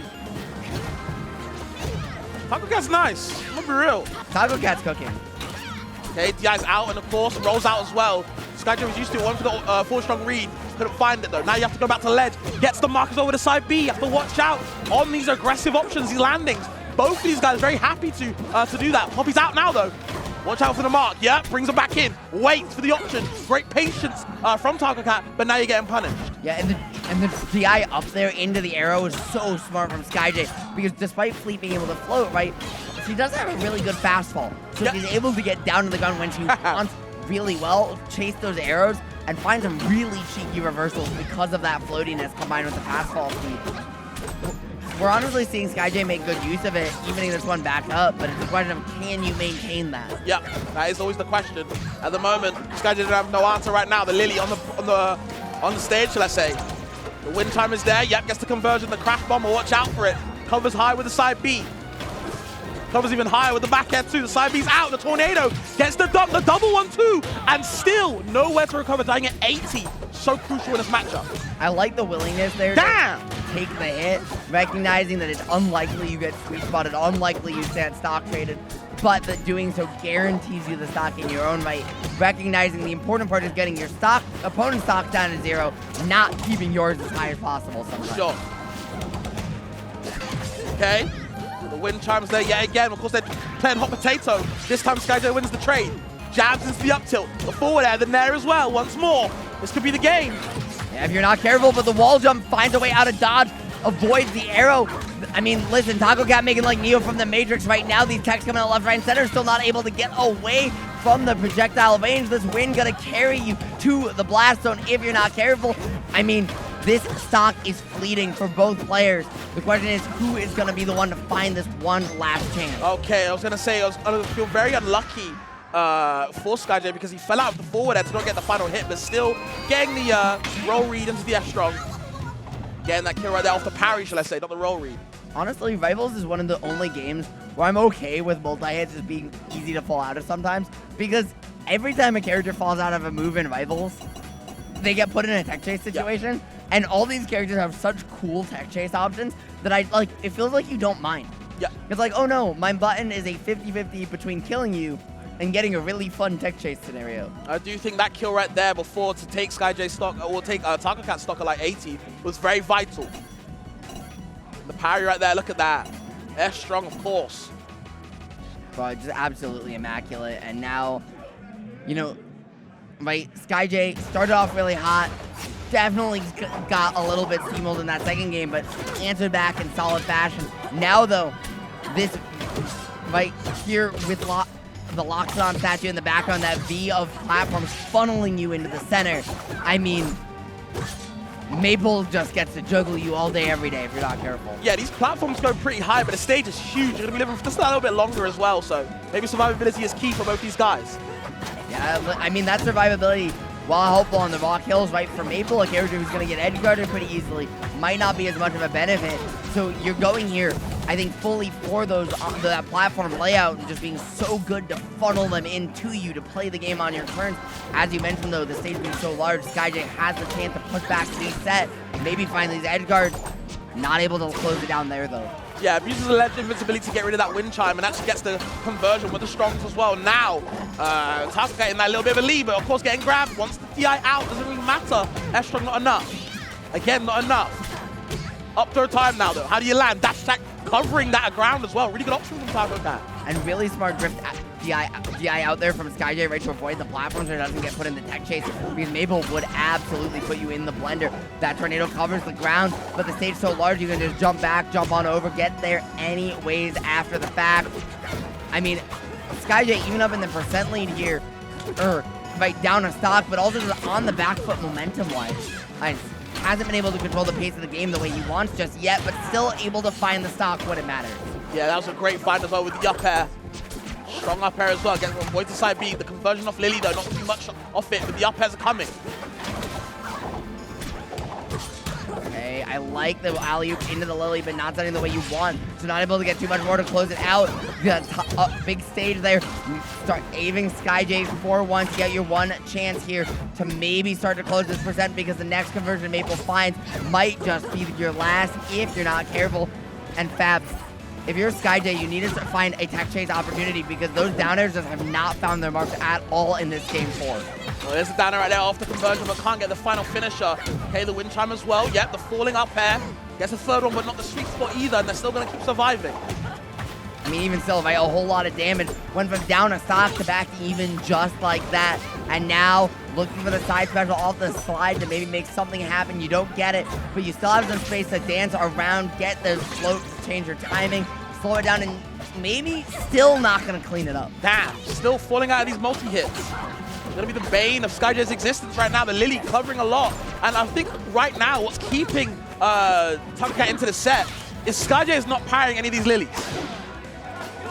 I mean, it's so hard, right? Parry, just in the way it exists in Rivals, unless you're used to Rivals, isn't necessarily a mechanic that's very comfortable for a lot of these players. Sure. And even then, it works differently than it did in Rivals too, but your priorities and situations are different. And people are, I think it's one of the reasons we're seeing Maple be so strong is that the set play of a character this aggressive isn't something people are used to. Yeah. Damn, big F strong, finding that stock, and now. Okay, the parry. Get rid of that tornado, but of course Skyjay can convert, goes to the up B. Maybe missing, but probably wanted the side B instead. But it didn't cost him too much. Yeah, opting the hold shield there instead of another parry attempt of his own. It's gonna cost Skyjay. He's going to come back from the ledge, looking for a read, but even that doesn't find its mark. Skyjay just desperately, right, trying to find this stock. He feels like 183. He's like, anything will do it, but not what you're finding. And Skyjay, if you lose your discipline, you won't hold on because Maple can just snowball this. Sure. Great Skycat's fight, but there's the rod nair. Or should I say just the nair in general, getting the back hit, sorry. And now it's final stock. Skyjay can close this one out. He's a little bit down though. All he needs is an early stock. The Fleet's done that before. We've seen it with Skyjay himself, but the Lily re-wrap combo into the upshot. No kill, the Lily being set up back onto the platform. Smaller stage Fabs, that one would have killed, but not on this one. And when you're fighting to hold on to your lead just barely, right, that one's got to hurt a little bit. Even still, it feels like every opening has been Tacocat. The parries on these tornadoes are starting to become consistent, and as a Fleet player, that is never what you want to see. This feels like it's Tacocat's game to lose, but Skyjay, a player we've seen clutch so many sets in this situation. For sure. Okay, the dash attack, yeah, in there as well. Once the conversion, the forward air. Skyjay can survive, goes to the down B, and yeah, just not enough. Game 5 now. Tacocat asking the question. Skyjay at the moment has no answers, Mitchell. And I mean, listen, one game back and forth, right? It's up to Tacocat now to find that 2 in a row break. They've alternated 1, 2, 3, 4. Game 5, based on patterning, is Skyjay's game to lose. But listen, is this going to be a wavelength? Is this going to be a regular, sign function and keep it nice and standard? Or is Tacocat going to share it as something a little bit different here in Game 5 of this set? We're going to see what goes on. There's the grab, the up throw. No down air conversion either way, and now you're getting up in figure troubles. Manages to escape, thank God. Side B's out though, set play available yet again in a different form of a special. I love the pressure there from Skyjay, trying to set up that wall right on the biplat, hold space across the center. You have to keep it grounded because Lily will be a disaster for Fleet otherwise. But it just feels like now that Skyjay showed the want to hold space, all of a sudden Tacocat is willing to pick those spaces with just enough mix to mix that pace of prey to play to break it, that Skyjay is always playing on the back foot. Yep. You'll see Skyjay is like, you slow down the gameplay. As soon as one side beat ends, another one comes out straight away. There's no end lag on that move. No, sir, and I mean, listen, Fleet needs to not have that downtime, right? Because of how she wants to hold space and move. Yep. As soon as the tornado's done, you can get another one out. But Poppy's out yet again to play. No playground around here. The tornado covers it, but again, Tacocat very used to these parries now. Bro, the movement right now from Tacocat too, just the dancing around these platforms is immaculate. Tries to find that poke to maybe get a big combo on the platform. Look for the special getup. Skyjay not falling for it, but not able to find the punish. Still not able to clean it up. And this is a huge difference maker scenario. If you can close that out here at Skyjay, huge. Otherwise, Tacocat gets the answer back. Maybe find a big juggle. You cannot let the lead compound. You cannot go down an extra stock in this scenario. If you are Skyjay, you desperately need to figure out how to kill this Maple. Yeah, you said it yourself that Maple is a very snowball character, and the Avalanche seems to be coming right now. Can't get any type of conversion. You're bleeding out. There's the F tilt, finally. 47% is not too bad on a character like Fleet with Skyjay piloting the character. Here we go. The up throw into not really too much. Either way, the Lily is on the ground now, so maybe we can get a parry conversion. Never mind, this conversion on Tacocat's side, down tilt into the forward air. Where are you going next? I mean, that Lily center stage, right, trying to force them to the platform. You saw Tacocat trying to cover it now. You're looking to take that away, force the float, tried to catch the landing, finds the alley-oop into the DP, but it doesn't close it out just yet. Tornado gonna reel them back in, though. on that approach, tries to get it one more time with the wrap, not going to get its mark. I mean, Tacocat is cooking on all cylinders right now. Yeah, all these side Bs are just free invincibility approaches for Tacocat. You have to mix it up now. Skyjay, unfortunately, is seeping into that autopilot problem right now. Tacocat benefiting off it a lot. There's the Nair, though. Catches the jump. But Tacocat starting to get something started. Okay, DI up, though. Avoids getting put in the tech chase on the platform. That's the opening Skyjay needed to get the chance. He's looking for the opening. Gets the call out on that special to get up again. Now gets to cover low, forces the platform. Reads it right, but just has the wrong timing. Tacocat has the chance. Pushes the coast to coast. Locks you in the corner. You got to be careful. Oh, the Nair off the forward air done. Looking for an upper conversion either way. All the aerials coming out. Lily is covering that ground. Avoids it, though. The side B's not helping this time. Reads the tech chase. No tech option available. Goes for the down strong. Reverse back air too, even though you're marked. He pulled it out? Yeah. Holy moly. Great read. Here we go. Last stock now. Where we going now? Lily on that platform. Commanding it. Yep. Very careful. Had to burn the jump there just to avoid getting caught by that tornado on the last hit. Great cheeky little angle. Skyjay's got the breather he needs. Gets to get some wind in his lungs. Oh. Channel has element. He's got one more chance unless he DIs it wrong. What a way for the set to end. What a banger we could have had. Stolen from us by the left stick, my friend. Teamed with Boiko. But then I did see the Maple again later. The Maple was throughout was his winner's side top 8 qualifier. So Got it. I think he's starting to do it based on matchup. He likes Maple more, but he was the best wolf main in PM for a while. And people are like, why aren't you playing Zetter? And he's like, I just want to do something new. And they're like, but you could probably win. He's like, but I don't. He's straight up been like, if Dan ever gives Zetterburn like Wolf Flash, I will be there. So Dan, you can't do that. You cannot give Zetter yet another way to kill. I mean, Zetter has been the same for the entirety of Rivals with some minor tweaking. Yeah. But hey, Why not? We're not looking at Zetter now. We're looking at the Soul main. Yeah. The one that Switch wants to be on, and the one that Boiko absolutely has stuck with. This Clarin has been nasty since he started picking up the This for Rivals is 2. the Clarin that everyone else has been studying. Yes. Boiko is a phenomenal player. He's played a lot of other characters in other games. At one point it was Ness, at one point it was Meta Knight.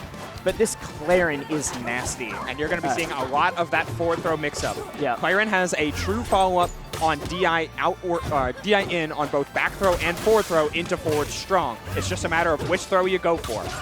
Well, it's also the mix-up then applies to down throw as well and everything else. True. But if you special pummel, it doesn't matter. There's no more mix-up. You Also just hit the thing. So hold B and pray. Yep. Hold B and guess. Yeah, basically. Still, Or just hold B. Just take the 8% otherwise. also that. Yep. But yeah, if Look you've at seen that like cross-up. Stango doing really well in some of these early release tournaments, there's a lot of people who thought Stango was a Clarin main. He's not. He's a Zetter main that plays Clarin for a couple matchups, and that Clarin is directly modeled after Boiko's. Very nice follow-up there on the side of Switch. The tether for Maple is much more focused on just follow-up if you get a confirm. I've been seeing a lot from Tacocat, who's in Losers right now, doing a lot of remarking setups. Switch much prefer to focus on like mark and leave it for a later type of player to accentuate his existing confirms and just play a solid neutral from there, which Maple absolutely facilitates. Excellent follow-up. I love the angles that Boiko has been coming down on to Switch with these down airs. Like just very different spacings and timings, but always making sure to get the tipper. Double dunk. However, you were down a stock there, bud. Yeah. They both laughed, and I'm not exactly sure. All right, you know what? Sometimes you need the stock to really get yourself into the game. Yeah, you just Like, need I hit a game. sick thing, and I'll figure it out from here. I also was very confused for a second. I'm like, wait, but he's down though. Why did we do that? It was cool. Yeah, honestly. No, it seems like there's two levels of, or there's like 3 styles of Maple, which is you get and it's what they do after they hit mark. Yeah. And it's you get the Maples who are playing really defensively. They're going to keep that mark there so that they have an option to recover if they're in trouble. You get the ones who are like, I'm going for crazy re-wrap things. And then you get the ones who are like, I need this to hit the wildest edge guard you've ever seen. Yes. Everyone does a little bit of all 3, but it really is like, which do you prefer is the flavor. Yeah, it's a specific flavor of tempo that Maple likes to play with. Meanwhile, Clarin, while they only really play at one timing throughout one tempo throughout a larger match, it's the explosiveness that Boiko specifically offers with his character that changes the dynamic compared to other Clarins, particularly compared to a lot of Rivals Clarins. Yes. Clarin is a new neutral special, and Boiko is the reason everyone went from like, this move doesn't seem good to, this is Clarin's best move. This is an obscenely strong move. I'll point it out when it happens. It's got 3 different charge times, and all 3 are useful. Mitch, what are you doing? What are you doing? Getting that tech in order to avoid the down strong that Boiko was clearly setting up. Lots of ledge refreshes in order to get the Nair back on the stage, but down strong ends up connecting here. I love the Wavelength attempt, and an even better reversal on the side of Switch, knowing that you take the hit and you roll right back into the next interaction, playing off stage just a little bit better than how Boiko and Clarin can. Yep. One of the things, I want to point this out before Boiko does it again, he'll do those down airs where he's super high up and he'll spike. A lot of people, like a lower level, they'll eat the spike and they'll die. He's now ready for everyone to tech the ledge, and so he'll drop down with the down air and immediately up tilt because he'll hit the sweet spot in order to immediately down air again. And he's like, I'm going to keep tacking on damage until either you mess up or I end this with like a forward strong or something else. It's really disgusting. That's the type of layers that you kind of have to have in a game like this because there is so much influence and so much stronger in hit stun defensive options with DI and the multitude of tech windows. Unfortunately, no tech window there on that down air, was just a little bit too far. Not able to get the forward strong. Too far away from the ledge. Oh, man. Oh, Boiko's cooking now. Starting to find a lot of these just perfect spacings on things like fade back nair and a down tilt in sequence. But this is Boiko, Switch finding a huge opening. Rockwall not going to facilitate that stock taken. Lily deserved that. Yeah. Yeah, even if you are cheering for Switch in this, you just have to admit, Lily always deserves whatever happens to her. I wonder if that meant to be a dash forward up strong instead of just an up strong in place. Maybe. Ooh, yep. Didn't quite fade back enough, and the sands are starting to swirl. Not too much percent on Switch. It's high, but it's not like a... You could survive like one more thing unless Boiko does something real gross. Yeah, this interaction is going to play a lot of tells. Ooh, the down air out of shield was so Ooh, I like it, and the mark is big. Has to tether back if he wanted to go too far, but instead just took the safe route, went back to ledge. Oh, okay. Wait, he has the mark. Honestly, get there. I wonder... Do you think he was mashing side special in order to get to the wall, or it's either that or you mash A and B to get the tether and just hope that you get it. Like, are you out of hit stun before you hit the blast zone is basically the question here. That's always the temperament, especially when it comes to tip or down air. You're in hit stun forever. So long. Forever is an understatement. Rivals loves, they're like, hey, if a move spikes, it spikes. You are intended to have no more stock. Yeah. That is the goal. It is very rare. But it's also that like those tend to play out closer to the edge, and this game you can SDI in and wall tech. There's a lot of stuff you can do still. SDI, ASDI, standard DI. There's regular DI into the wall. It is huge. It is one of the things that like, you're new at Rivals, practice wall techs. Yes. Practice. People, you especially had to do it in Rivals 1. Rivals 2, still phenomenal. It is still a, like... Especially with ledges incorporated into that, because now teching and grabbing ledge is just like a primo defensive stance. Yeah, the mix-up of, like, do I tech and jump out? Do I tech and go to the ledge? You've got more options now. And what makes Boiko so excellent on this Clarin is the fact that he will anticipate the wall tech and then play around both grab ledge and check jump with just one single input, typically a nair or a down strong. Yeah. Speaking of though, or we'll just do that up tilt if it's not quite at the right percent. Very true. Yep. We got a new character though. We are switching over to the Zetterburn, a character that can absolutely blitz down a character like Clarin, but as true to his spacey roots, can have a lot of trouble getting back onto stage against an appropriately played Clarin. Yep. Yeah, talking to Switch, it wasn't that he didn't like Zetter. He just really likes Maple. He was like, I guess, fine. Maple's cool. Yep. A lot of people don't know She's this. Crazy. But in Rivals 1, Switch also played that. He just didn't travel as much for it. Right. And he was an Ori main in that game. which a lot of people also were like, why aren't you playing Zedder? And he's like, because Ori is sick, and he was right. So, wait. Ooh, doesn't... I like the idea. Down air? Yeah. Doing so much But hit stun. didn't quite get the right hitbox on it. Even better recovery on the side of Boiko. The patience and fortitude that comes with it, and then the forward throw forward strong. No special pummel required, just guessed right on the 50-50. Yep. Oh, that down tilt with the forehug was so good. Getting the crouch cancel out, but the tech chase falls in the favor of Switch. If what he thought he was missing was reward on hit without need for setup, then Zedder is absolutely going to give that. Regardless of Maple's own capabilities and trapping potential, Zedder just, he hits you and you feel it. Yeah. I think I saw an accidental baby dash in there. Yeah. Neither of them use it that much, and then I saw Zedder just slide for a sec. Yeah. It's like, oh, okay. For those that don't know, Baby Dash is a 2-frame input that keeps you in the idle state but moves you forward. Yep. It's like wave dashing, but not as far and even more active. Yeah, your action roll the whole time. All right, pivoting back to Fireballs, trying to... That seemed like it intended to be a cross-up, but the fuzzy nature of it caused Boiko just to hold shield anyway. Yep. That's the devastating thing, especially with the new patch, as we see almost another down air come out, trying to finish his food is Switch. Ooh, Wow, oh no, oh no, oh no. Good. Honestly, I was worried that was just going to end there. Oh, Hey, it does, just not in the direction I was expecting. I was not thinking we were going off the top quite yet. But I almost like the mental mix-up there. Like, you land the sweet spot of that up tilt, and it's like, all right, you might be DIing for a follow-up, which means you're DIing up tilt incorrectly. Exactly, yeah. Oh, the run-up parry. Just taking the throw, though. Oh, I think that may have been a misinput either way. Yeah, to go for up throw into down strong. I think it was up throw into... Waveland down strong? Either Waveland down strong or against Spacey sometimes you can, or against fast fallers, you can get a up throw into jump above them down air to spike them back down. If you hit special pummel, it works way better though. I think the moonwalk all the way across the stage and to get grabbed. It's a true combo. Yeah. Oh, and there's that neutral special that you were talking about earlier, Wisely. Yep. Yes. Switch has played against this enough to know, like, it's going to work, but I'm going to, like, I got to DI this. I got to make him work for it a bit. On top of the ultimate tech chase answer, like, not letting Boiko regrab by just putting out a hitbox, and Shine is the fastest move in the game.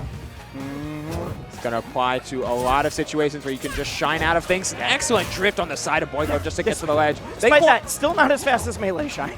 No, it's one more frame. And it's not invincible. And it's, but it's still good. Still a phenomenal move. Still incredible. Oh, the intercept for the runoff flat. Now we're into the Zedder zone. A lot of up airs here in order to intercept. Oh my god, why? Yo, and then the dash attack to slide off was brilliant. Yeah, just keeping him so safe. One on fire and then one to go. Does not kill. Not quite that was yet. Pixels away though. And he might have just lost board that DIing straight out, trying to avoid the Zedder down air. Trying to avoid the Clarin down air as a follow-up, but Boiko was... He's still in the, like, Rivals 1 ledge trap mentality. A little bit, but in the one step backwards when it comes to playing around ledge, where he's getting to ledge through some special means and getting off immediately. Yes. Like, he does not play the interaction out a lot. He prefers to, like, do side B to get to ledge instead of just, like, getting there naturally or through some sort of jump. And we see it right off the bat, instantly preferring to go for a higher level of movement to skip the interaction entirely. And Cake is going to feast on that because he is the player in Rivals right now, probably the most comfortable about playing around ledge and off stage. You notice too, Cake just hit the bubble away. Yeah. That was purely to cut it off so that Lucius couldn't use Rano's tongue, the command grab, to tether to it and then like launch himself off. Ooh, God, these attacks, like you can feel them in the headphones. I already love how Cake is like implementing the difference between shield drop down tilt and float cancel nair out of block because of the recent buffs that Fleet got to down tilt specifically, makes it a better launcher and a better combo tool. So now you can flex 2 different combo starters out of shield at 2 different timings, which only makes Cake's offense that much more potent. I do want to slightly clarify. I know for me, the difference between drop shield and shield drop. Yes. I knew what you meant. You were definitely correct, but I was like, wait, he's not on a platform. Yeah, we got there. Okay. Those are both so fast. Yeah, I mean, we saw the small difference being pointed out by Cake, and that already has led to him being up 3 stocks to 1. Like, I don't think Lucius is even playing bad. Cake was just like, if I systematically cut you off, you're going to have to recover low, and then you don't feel comfortable with it yet. But also, he was like, I'm just going to go to ledge every time until Lucius proves, oh, fine, I guess I'll hold ledge. Like, Right. just ledge hog. Yeah. Just do it. Do it. I don't know what to tell you. Grab the ledge. Yeah. It is there. We have a ledge now. You can grab it. You can hold on to it. It wants you to. Yeah. I think Lucius definitely feels more comfortable recovering with the ledge than he does, like, he would rather, like, jump down, wall jump into a move, and then do whatever instead of just like, no, if you just hold ledge, he won't be able to get there. A very like extra step type of player who really treasures empty movement, which is why you see all of this different movement, but it's always with the forefront of his mind thinking like, I'm fainting, and then I'm biting. Yeah. I like to see in the start of this game number 2, going with the early stuff. Exactly. Grab the ledge, brother. At least in that case, Fleet had other recovery options. But like, grab the ledge so that Fleet thinks they have to mix it up. Yeah. And you gain the invulnerability. Yeah. It's a win-win. Oh, wanted the high up air. Has to save the wall jump, and he missed the ledge. I don't see like any other. Bbatts was doing it a bit, but like so few Fleets are doing those like, I'm going to hit this move and then immediately back air and then immediately do whatever. I need to watch some more of the Skyjay Fleet though. So it's another style of Fleet, another thing to study. Sweet spot back air, almost taking that stock, trying to play. Oh, wow, what a snipe. Bubble's way over on the right now too. Okay, Bubble just pops.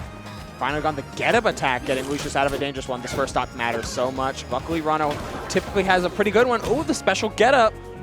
Bubble is now out of commission. However, it did get Lucius out of a jam and a chance to take this stock. I want to kind of see up air to try and intercept if the opportunity arises yet again. Wanted it there that time. Lucius and I on the same wavelength, but Cake one step ahead. Yep. Then you hate when it's like, oh, that's what I would have done too, and then you I would have lost for it. Exactly.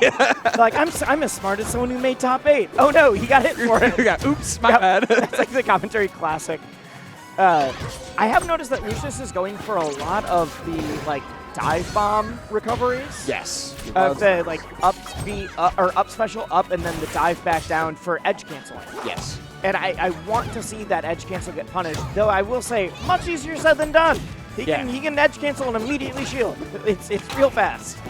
Yeah, Rano's flexibility is everything and then some, particularly as you saw there, instantly going into an air dodge. But if you're Cake, you're never worried about any of that because it's all empty movement or damage that doesn't actually lead to anything. Especially at these low percent, you're not losing your position because you get hit by the dive kick. If anything, you're just resetting into a better spot for yet another Fleet back air, which finally closes out the stock. And the thing is, what we're saying right now is because he's playing against Cake. Yes. Like anybody else, this empty movement is extremely threatening because he will just eventually pull the trigger. But Cake has played Lucius for years now. And he's like, I've got the read on it. I've got the beat. You have to change something up or else this will keep working. Yeah, absolutely true, wisely. Like, Lucius is a premier Rivals player. Oh, seeing some hitfall up there. We don't see like the hitfall up air change nearly as much. Yeah, something with the engine just feels different around it. The hitfall window might be smaller as well. I know SBS is just like a hater of hitfall up there, so like... Do you remember the brief period when... Ooh, that's Anch guard, yeah. Wait. Yeah. So do you remember the brief period in Rivals 1 where he legitimately had a, like, true infinite? Yes. Out of just hitfall up air on plat. I remember running into one of the top Ranos when I was grinding ranked at one point, and they just like hit me with that. It's like, I'm done for the day. Thanks, boss. Yep. There's ooh, Hodojo. Love Rivals 2. There's a long storied history of just like things that were in early Rivals 1 that people are like, oh my god, I cannot believe we got away with that. Like, I can't believe they did this. The big example is always for me like Force Super Clone just always being there. Yes, that was awesome. But like every character had some random bullshit. It's like, okay, let's figure this out. Oh, he missed the ledge cancel. Yeah. That's already so rough. He did, but it feels like Lucius, especially with that just raw up strong. It's a different tempo, right? Yeah, A different feel. But also, like, there was no empty movement. He's just like, all right, I'm going to do it, and then did it. Like, I think that's one of the biggest things. Oh, that sucks. Rough. Our fault, Lucius. Right, but I'm happy to see that he's making some changes to, like, throw off the timing, and that I want him to carry that forward. Yeah, one of the biggest things that Rivals 2 can really offer from a tempo standpoint is you first have to make people feel the threat of whatever is strong about your character, and that's where the immediate timing comes in. Like the immediate hitboxes, the instant up strongs, like just going for a Dacus, going for a dash attack, or whatever your character does best. In the case of Rano, maybe it'll be like a run up down tilt afterwards. Wow, that forward tilt was sick, by the way. Oh, trying to get his own down throw into Dacus was Cake, but no dice. Mixing in float into rising there. It's just all about coverage and setup and spacing. And he put it together to the work. 3 stocks to 1. Yeah, I mean, it's just hard because Cake has been so dominant in this set so far.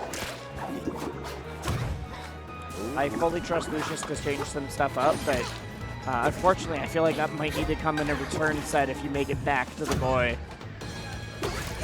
Oh, okay. I was like ready for something amazing that I'd never seen before. Like after that up special, I was like, is there a way to kill off of this? Oh, no, all right. Found the hit fall in air afterwards, though. Yeah, but still picks it up. It's just another story of like the efficiency that Cake plays with is second to none, and it's what makes him so hard to play into because he can systematically not only play around you, play around your character, he plays around every situation in just flawless ways sometimes. Cake is constantly looking like... So we got to get to losers top 6 first and foremost with aforementioned player earlier, Tacocat versus player we've seen. Tacocat's been making a wild run on something. And also, I'm here for it. So many game 5s. Yeah, man is exhausted right now. He's got the ultimate test right here. Not a maple mirror. Instead, we're just seeing the Zedburn right from the bat from Switch, right off the bat from Switch, and it is a pretty back and forth type of start, but it seems like Tacocat always wants to create these type of spots first because he's a very different style of maple, one that wants to consistently use and reset the threat of Mark and go in for some absolutely devastating edge guards because of it. It's more of like the Vortex style of just like you thought you got out and now you're getting hit by the next thing. Ooh. Yeah, I've been extremely impressed by Tacocat. I know it is local. It's one of those players that has done a lot of stuff online but hasn't been able to go to much in person. So the fact that it's like, all right, big event near me, dope, cool, I'll be there. Yeah. Oh, barely misses the down air. What always cracks me up is that Tacocat was a Clarin in Rivals 1. I forgot about that. You're right. Yeah. But a lot of Rivals 1 Clarins aren't playing Clarin anymore. Not because she's bad. Arguably, she's way better than she ever's been. But because it just is like, oh, my confirms feel slightly different. Things are just the uncanny valley of playing a character in a new engine. The changes to the engine really affect it. A lot of Zedders are also switching. Ironically, a lot of Zedders have switched to Clarin, and a lot of Clarins have switched to Zedder. And then there's me who played Ori, who's not in the game, that's like, I'm going to play both now. I'm just going to try something different. I'm out Clarin Zedder dual main. So. As it happens. Wow, okay, going for the high angle of the tether into dash down was sick. Switch not ready to cover the tether, which you are typically frame negative for. Yep. The tether is not a true confirm, it is a mix-up. Yes. You are trying to see if you, depending on the direction you tether, you can go do nair, you can do up air, you can do up B, but it is this like, all right, pick your poison kind of thing. Right. And if you tether to stage when the opponent's just standing there, that's usually you get blown up. Yep. That is the, I'm doing this because I have to make it back and I don't have a choice. Still, last stock here wisely as we see Tacocat go again with the wall jump, wall cling into wall jump bear, trying so much to play around flexibility and movement and doing so effectively. I love these downward dashes. I've only really seen Marlin and Tacocat implement them, and they are so effective. Yeah. So I was looking into this after Marlin just the crazy display. Yeah, did that. That is a a thing that only works on fast fallers. Okay. So it only works on Krag and Zetter.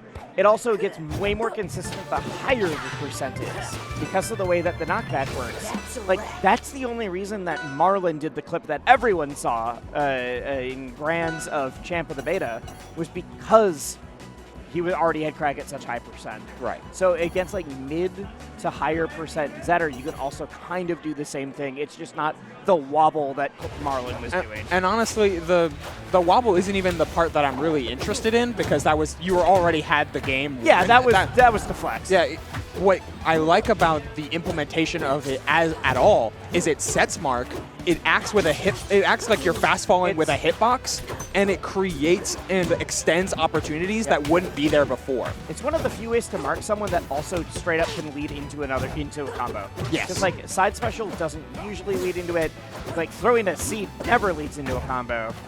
There's not a ton of ways that you can get marked and get the follow up in the same swing. Downward dash fills that niche. Oh, looked to remark there after the Lily wrap, but ended up missing. Short hopped instead of full hopped, it seemed like. Clearly from what we're saying. Oh, I love that nair. So Grab low. ledge? Yeah, Yep. you grab ledge, you're done. That little nair to tap him out of recovery so that he could just grab ledge was so smart. Yeah, I have been very much enjoying Tacocat's approach to offense, but Switch never far behind, always bringing us to final stoppages, using what Zetterburn does best. Even in the last game, it felt like Switch was just playing from the back foot the entire time, even though he did bring it to the final stock. It always felt like it was clearly in Tacocat's favor, and that it was like, oh, Switch needs to make a comeback, not like, oh, this could go either way. There we go, though. First lead. It's always hard to tell with a character like Zetterburn because while I 100% agree, right, like Tacocat had been up until this very moment been in control of like the game flow. Zetter is such a all or nothing type of character where like Zetter will get a hit and just go bananas with it and then go back to like playing a call and response type of neutral and wait for that next hit. Like every character in Rivals can get a 0 to death, but Zetter like extra gets it, if that makes sense. Case in point. Why did that take the stock? I was not ready for that to kill. I don't think Tacocat was ready for that to kill. I don't even know if Switch was ready for that to kill. Ignited forward strong goes dummy. It does, but I feel really like there hard. was some element of bad DI in that as well. But either way, that's I don't know, he basically went to the corner as much as he could. That's wild. 79 after hit, really? Okay, hold on. Really? We can figure out his DI based on the handy dandy utility. Come on. He was probably SDIing. That was decent DI. Okay, yeah. It's not those aren't actually DI lines, those are SDI lines, but like it's kind of the same thing for that kind of move. Yeah, they just also are they're both. Oh, wanted it. Grab ledge. Not able to get the full stock because of the length off of Zetterburn's up special, but hey, it's always worth it to try and threaten stock quickly on the side of Zetterburn because it makes them more and more de-incentivized to go off. Oh my god, that's tough. Every once in a while, you just forget to pivot. You missed your turn. Oh, ooh, the drop-down seed to get the new mark was real cute. Tacocat loves to add on these marks, but we're going to see, the Ignite forward strong come in center stage, absolutely closing down the stock there. Almost closed it out earlier, which means I feel like Switch has gotten a lot more momentum than he did in the beginning. He's feeling like he's moving around a bit. We're going to beat up Lily. And you can just see that in the shift to the offense, right? Like, instead of Switch just kind of setting up for down airs and shine tech, just like shine jump back air, shine jump down air. It's like the level 1. Yeah. Oh, no, okay, let's say it's the level 2. Yeah. Now we're shifting with a lot more rising forward airs in neutral as we see Tacocat close down the stock there. It's been all about sniping the platform movement, and we almost saw a big payout over for it there. That was one of those, like, I don't know if you're going to shield fast enough. Or the amount of people that are like, oh shoot, I need to get out of here, let me escape, and they drop shield because they're like, I'm going to roll or I'm going to jump. Or even those up airs, I love to see them from someone like Switch because we're no longer trying to hunt for what Zetterburn's typical strongest position is, we're instead just playing into the scramble. And up air is such a good button at doing that. Okay, I will say from what we saw earlier for that last kill, if you're playing Zetter, up strong through a plat to kill feels like a drug. Oh, It's like the best feeling of like, oh, you thought you were safe anywhere? That's my pacemaker. Yeah. It's the like, all right, this fuels me. Time for another stock quick. I love sharking with that up strong through plats. All right, we are talking about a lot of pressure here, but it was only for 23%. You need some clean hit here and definitely a way to get Zetter out of crouch cancel percent. Yep. Godai Delta has gone dark. We are so close. This could go either way. Wow, what a brave forward air. Tacocat just not, there's no influence. Oh, wow, what a tech. Yeah, I mean, I think there was also some like, So- get to the ground. Reese. Oh, he was looking for it. He was looking for a roll. Yeah. He wanted it desperate. Oh, and if he had found it, that was done. That it was so close. Big dash back pickup, but we get the tech chase. We find It the was out of the jump. there goes for the 3 mark, and that was it. That's committing to the edge guard. Go off stage, hit the cat. Switch was not happy with that. Especially not. It seemed like it was He keeps getting clipped right after he jumps. Yes. Like watch this. He's going to try to jump out here, gets there, and here's the jump. And immediately, that's when he's looking for the nair. Hits him one more time so he can't get the dive bomb back to stage. And then he didn't realize because he got hit from the other side, he was facing the wrong direction. Yeah. He needed to do turnaround shine into Yep, pivot, instead into of pity just, flip. instead of just regular turnaround. That's rough. But that's the value of Tacocat, just being brave. Yeah. Just choosing to implement his own game plan first and foremost, rather than always try to play responsive. Take initiative. Hit buttons. I really like the stage pick from Switch, actually. Not that I think it's like amazing for Zetter, but I think the way he's playing Zetter is really explosive right now. And Zetter on this stage, because it's got really tiny blast zones, will often just like, especially if you miss the DI, is like, oh, that killed at 60. But even otherwise, I've seen stuff purple at like 75. Like, just this stage is so good if you've got your confirmed and you're feeling strong. It also An offensive player's dream. Yeah, doesn't like. There's not a great spot for Lily. Not that he's been using Lily a lot, but let's see. He's been doing Lily a bit, but it's not like the core of his game plan. Yeah, it's been like a set it and forget it type of thing, rather than, wow, what a snipe. That scooped him from below. Why did that hit? Some Maples are like, I refuse to approach unless Lily is here. Lily needs to be my safety. Yeah. And Tacocat's just like, I don't know, maybe I'll get her out. Maybe I'll do some gardening later, but right now. Ooh, nice call out on the side of Switch though. We've been seeing that wall jump back air over and over and over again from Tacocat. Like, I do not care if I trade. Yeah, like I'm hitting you. Big. Big. Thought that was going to lead to so much more. Still at 41% though. The forward air follow up. Got called out? after Okay, nuts. yeah. And so he got clipped out of something. Not the double jump quite yet, but I've been enjoying the implementation of ledge dash forward tilt from both sides here. Lily, Maple just because it's quick, and Zetter because it's huge. Ledge dash forward tilt from Zetter is so good. Oh, wanted the back air into the Gatling, instead get caught in the tech chase and the detriment of a small blast zone stage. Yeah. Equally affects your opponent, especially one as aggressive as Tacocat, looking to open things up. But these shines are starting to implement, getting him out of scrambles and turning them into advantage. Switch is starting to fish for this too. We've seen a few missed strongs. Ooh, that was interesting shield pressure. Whoa. With the down air. Yeah, it was like tether jump down air. Like, Yeah. nuts. Here, it was one of those where I heard the down air, but I couldn't see it because of the way that the shield was. Oh, and he gets. I think this is the start. No, misses. Never mind. I wonder if so Switch has been spot dodging a ton in this game, and spot dodge shine is spot dodge down strong. Like things are insane for Zetter if you're able to get one of those off. Wonder if that's. I like that he stays by the wall because that would have given him a chance to tech. A lot of what Tacocat's been getting like leverage off of is the like, all right, you went out a little too far in your recovery. Switch needed this so bad. It's not That going to close was like down the weirdest link for all of those. One shine. Oh, he thought the same thing. He thought the exact same thing. Misses it. Respected that it was the shine was going to push the tumble, and that's just going to do it. Tacocat taking the set just like that. Bbatts kicking things off. Rano Fleet Billiam Bbatts. Billiam Bbatts. How you feeling, Wisely? I'm feeling good. I think too. what is interesting right now is Bbatts was a Zetter, and in the last patch or two, the last beta or two, I guess they're all patches, has switched to the fleet. And this is one of the first tournaments where I've seen it. It's been a lot of online fleet, but I don't know. I'm one of the people who, if you can't do it in person, I don't trust it. So the fact that this fleet has looked so good all weekend has been very impressive. I guess all day today. Yeah, wrapping it at Riptide as well to a top 24 finish. Yep. Bbatts slowly getting pretty decorated on the side of Rivals too, and been practicing with some premier talent, not only with players like Solar Beam, but also ZB as well. Yes. I mean, Bbatts straight up was if you don't, for people who don't know, Bbatts has been top 50 for sure, top 100 in Melee. Yeah.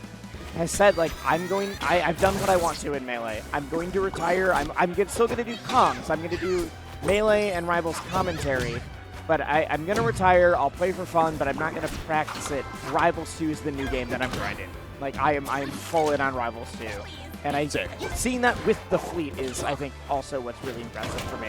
Yeah, makes a lot of sense for him as a character and as a player.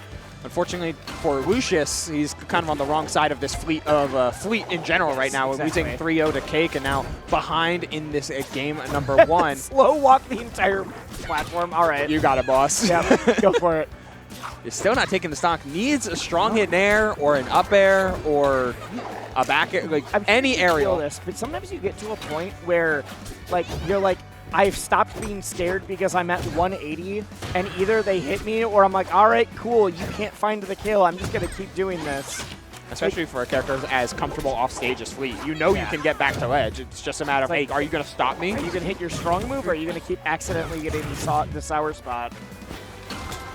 So this is where Lucius wants to be way more. He wants that momentum and that low percent comfort, instantly getting off ledge in order to find one back air, slowly but steadily, yet the, that up strong. I wonder if a float, no, that would have been way too committal. That'll do it though.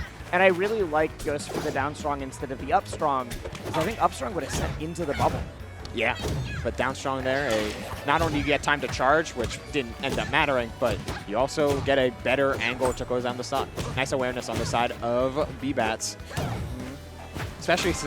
Ooh, I love that. The side B to tech chase is just so good. It's so good. Okay. Yep, and there's that edge cancel I was mentioning earlier. It's at the point where if I'm playing Lucius, I am specifically looking for that before I'm looking for them landing or doing anything else. At that point, you're just kind of playing the stage control game rather than playing the ledge trapping game. Game 1 going to Bbatts. I want to point out the new letterbox effect that they added in the last beta. It's so nice. So good. It's the first time I saw it, I was like, whoa, I didn't know they were going to do that. The screen going into letterbox mode as the final stock is taken. And you see the stock count and the percentages at the bottom. The camera zooms in just a little bit. It's such a cinematic flair. I'm a big fan. I'm all in on polish. It's really what takes a game like this over the edge. And I'm all in on Bbatts. Just he'll play solid. Then that was just hard call out. Empty jump into just grab behind you. The tomahawk grab in the weirdest way. Well, that's what I mean. It was Bbatts plays solid and then mixes in just true, full-on call-outs into the game plan. Well, and that's really what a sick. few other top players were saying, is that Bbatts is starting to do a lot of in game 3, I'm suddenly going to do the one parry that gets me the world, and I'm not going to bother. That was some magnet hands there, but also Lucius, grab the ledge. Just grab the ledge, brother. It's not that hard. This is 3 sets in a row. You grab the ledge, it'll work. Double spot dodge in each other's face. A huge spot dodge on door. Void Fleet back air there is massive. Lucius starting to get around Bbatts' penchant for doing tornado into Dacus to try and both cover his offense and go for a very effective kill move. But Lucius kind of playing around it a little bit. That back air hit so low. Lucius wasn't ready. Has to change out the bubble. Yep. He moves to the bubble. You can, even if the bubble's not near you, you can use your down special, which spawns the bubble. If you hold it, you can start moving it around. If you're away, you can just pull it towards you. Yeah. It is very funny every once in a while to see someone panic, try to spawn a bubble, and realize that it's on the other side of the stage. So they're like, I don't know if I have time to get this one to me. I might just be dead. Yeah, you don't stall in the air for long. You have to eventually come down. Still falling, and the other person can just jump out and hit you. You got to do something. There's the edge cancel again. Big up there. Every time. I want to see Lucius go for a big pickup right there. I like the mix in with just a much more aerial game in general. Like, I like seeing these back airs, these up airs come out, aerial needles especially. Like, always ways to intercept Bbatts' movement. Aerial needles so good because it can confirm. It's not the way, it feels all different than in like Melee where you can stack the needles and then they all hit like that. So they fan out just a little bit more, but like needle into fair is just a good thing. Oh yeah. If you're not doing needle fair, you're dropping stuff. And the goal always should be to make Fleet uncomfortable with doing her typical gameplay route. Yeah. And that oh, you're floating out there? Yeah, I can throw stuff. Going to attack you. Yeah. Like cool, I can still hit you. It doesn't need to be much. Ooh. Drop down back air. Back air, going for it again. Lather, rinse, repeat. Doesn't need the repeat, just needs the lather and the rinse apparently. No. The quick suds, and then we are going to a game 3. I really like the changes. I do. I know that Lucius just won. I need to see him grab a ledge. Yeah, just once. For me. Since Cake pointed it out, I've now legitimately seen, because Cake was like, I've, in this one set, seen at least 10 times where he could have grabbed the ledge and just gotten a kill because he was too low. And now that he's pointed that out, in the 2 sets we've seen, I think I'm at like 5 or 6. Yeah. It's like, he's low. But this is the, you know, Rivals player brain of just like, I'm not used to needing to, I'm used to doing ledge trapping, or like, I don't know if Lucius ever played ults, the ledge trapping in there. Also, the only player I see consistently picking Hyperbian Harbor as a counter pick. And yeah, we kind of saw why with that opening combo. Yep. Just like bouncing between a couple platforms in order to get a like 70-some%. Like that's a lot of value. Yeah. Ooh, big back air, and it's gonna close out the stock even. Yep. I also do think that like Fleet's recovery makes Hyperborean very good. Yes. I am the Hyperborean hater, but I also play 2 characters that don't like it. I think it's not that it's a bad stage. It is that in the world of like a starter stage and a counter pick, this feels like an ultra counter pick. Yes. Of like, it's very different. It's really good for like free characters instead of just like, oh, it changes the game a bit. If you're Fleet or Crag or some people I've heard say Orcane, because you can just kind of like back, like forward air, reverse all the way across. Like, there's a few characters that love this stage, and everyone else should be terrified. Yeah. You almost have to gamble. A lot of players I know gamble that they're just not gonna pick it. Yeah, and everyone, then you do. Yeah. Oh, that float above the down tilt was crazy on the side of Bbatts, just keeping things so tight. In previously, he would do a lot of quick floats and float cancels. For him to go for a couple longer floats on stage like that is such a devastating mix-up. I need to see Billy when Palm gets added in this game. I need to see it. He might not enjoy Palm. 2027, we're there. You think it's going to take that long? I have no idea. All right. Make a hard call out on the month, too, and we'll see if you get it. April. April 2027. All right. I will. You heard it here first. So much money, it's just on any other time. I'm not giving you a real bet. 10 to 1 odds? How much? We'll talk about it later. Okay. It's so unlikely that I'm kind of willing to, but also, straight up, I would not put it past Dan to do that just to fuck with me. Be like, oh yeah, we were gonna do it in May, but like we'll bump it up to April just to do it. Dan, my goat. Yep. All right, as we get back into the set a little bit, Bbatts trying to extend this lead, but the huge super jump there out of shield. Yeah. Okay. Ooh, almost gets there. Yeah, these up air conversions are brutal on the side of Bbatts, man. Just converting into both up and back airs. That's a nice Dacus, though. Something I haven't seen Lucius mix in quite as much as seemingly he hasn't gotten back to stage yet. I don't know if he has a jump. He definitely doesn't. He has to dive kick again, and that's gonna be oh my God, do he it. got back and gets the parry. That's a free opener. Enormous. Just a grab, though, and nothing afterwards. Needed something, needed anything, and instead the up throw doesn't convert. He gets no momentum, and Lucius falls behind 2-1. Excellent stuff from Bbatts in order to close down what was a scramble at the end. When you get that enormous recovery and then you also get a parry on top of it, and then you look and you're like, oh, I got 4%. Ugh. It's just like that feels so bad. Tragedy in motion. So bad. Shakespeare couldn't write a better one. He may have written a lot of other good stuff, but Shakespeare could not have written A better. Billy versus Lucius at main stage. Not Oh main my stage, god. I don't know how I straight up said the wrong tournament that hasn't existed in 2 years. I respect the memories though. Shout out to Wavelength. That game did not have rivals at it or rivals. Instant first stock taken from Bbatts, though, thanks to a grab edge-hogging edge guard from a reverse hit of up special, which I like seeing a lot more fleets integrate into their game plan because it's such a powerful hitbox. Yeah. Wait, where did the tornado go? All right. Away. So you can hit the person that goes away. You can also kind of clip the tornado, but I just didn't even see it that time. Oh, that nair was spicy. Doesn't have a jump here. Did have the air dodge to take the hit, but an absolute hit worth taking, especially when you're able to follow up with this. Another egregious thing that was taken out very quickly. I'm pretty sure the Genesis build, if you hit Fleet, the tornado still came out. Really? Yeah, I thought that it was straight up the best move in the game during that build. I could see that. Holy moly. It was faster and the tornado didn't disappear if you, so you like couldn't run up and do something. It was just like, I have to leave now. Goodbye. Man, Lucius is just falling behind in the littlest of ways. It's like, oh, spot dodge early. Oh, he'll just grab a little late. They space a... Oh, phenomenal back air.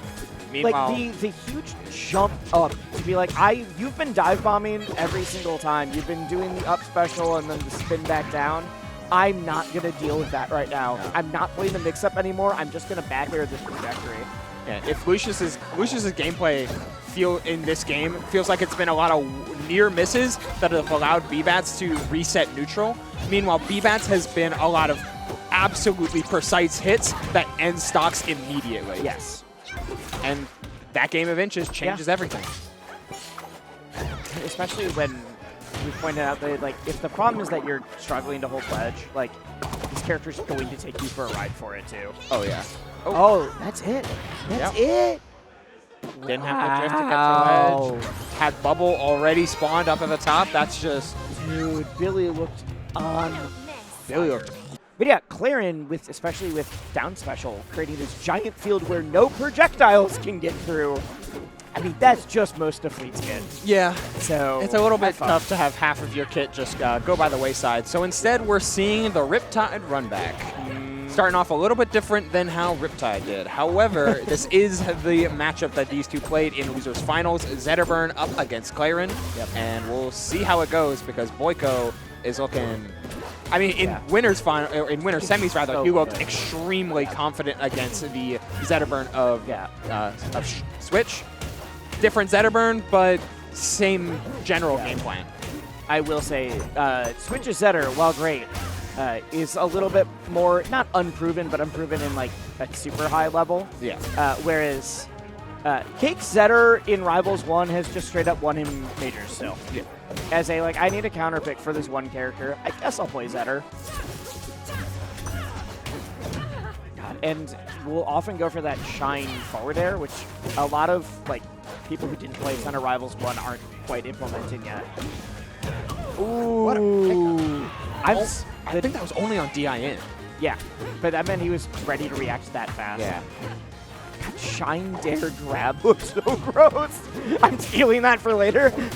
Especially now, like with the inability to buffer options out of shield now, like shine into imagination on block is insanity. Yep. You can still do things out of shield, of course, instantly, but it's not free, which I like. I like that. Like there's some, because before shields were just very good. So let's see. Yeah, Titans. Both of these two play these characters in such fun ways to watch. Oh, and then you mix in shine grab after all of that pressure, and things get devastating. The one shine spike, can we get a second? Don't need it, but the grab ledge from Boiko was slick. Fox's shine we ain't. Like, you got to do a little bit more work. You need to charge it up a little bit. Charge it up or hit the triple, one Yeah. of the two. That'll do it, though. Shine down strong to wrap up the stock. Zetter just so good at mixing in abundant offense. And after every tech scenario, you get to see like Shine into jump away or Shine into immediate waveland or wave dash out. Good damage, and this is where Zetter can really struggle. Oh, no, the special getup was sick. He never got to ledge. Oh my god, I didn't see the platform come out. It blended into the back. Yes. Day turned to night, and the platform snuck in just in the nick of time for Yep. Cake. Oh, nice DI out in order to avoid the down air that Boiko absolutely wanting to end this game quickly as you see him go for the grab, but Cake was ready for it. Oh, he was holding out. Oh, yeah. He was holding out. And then Boiko immediately looking at the headphones. Something fell off. Something got stuck. Is there an audio issue? I don't know what's going on. Yeah. This is such a tenuous type of matchup. Boiko definitely looking for some assistance with his headphones. Oh, good job with that replay. The just waits for the spot dodge. Just waits. Yeah. It is interesting. I feel like a lot of people, especially like low to mid-level, have forgotten that spot dodge exists. It's real good. People forget in Rivals 1 as well. They're just like, so I parry. It's like, well, especially now that it's shield and parry and spot dodge. Yeah. Spot dodge just kind of gets lost in the mix sometimes. Spot dodge like, was in Rivals 1. Yeah, it was. No, was it? It's just I'm parry. like 90% sure. Are you sure? Yes. Absolutely. Yeah, okay. We're gonna figure that out. Someone. I'm sure someone in chat is yelling at one of us. Yes. I will. If it is not, I'm being gaslit very hard right now. By who? By me, I guess. by my memory. Yeah, spot dodge was in Rivals 1. I'm literally okay. I'm frustrated enough we've that got time while because- they are doing a tech support thing, you have me like second guessing my life. We're looking this up. Rivals of Aether spot dodge.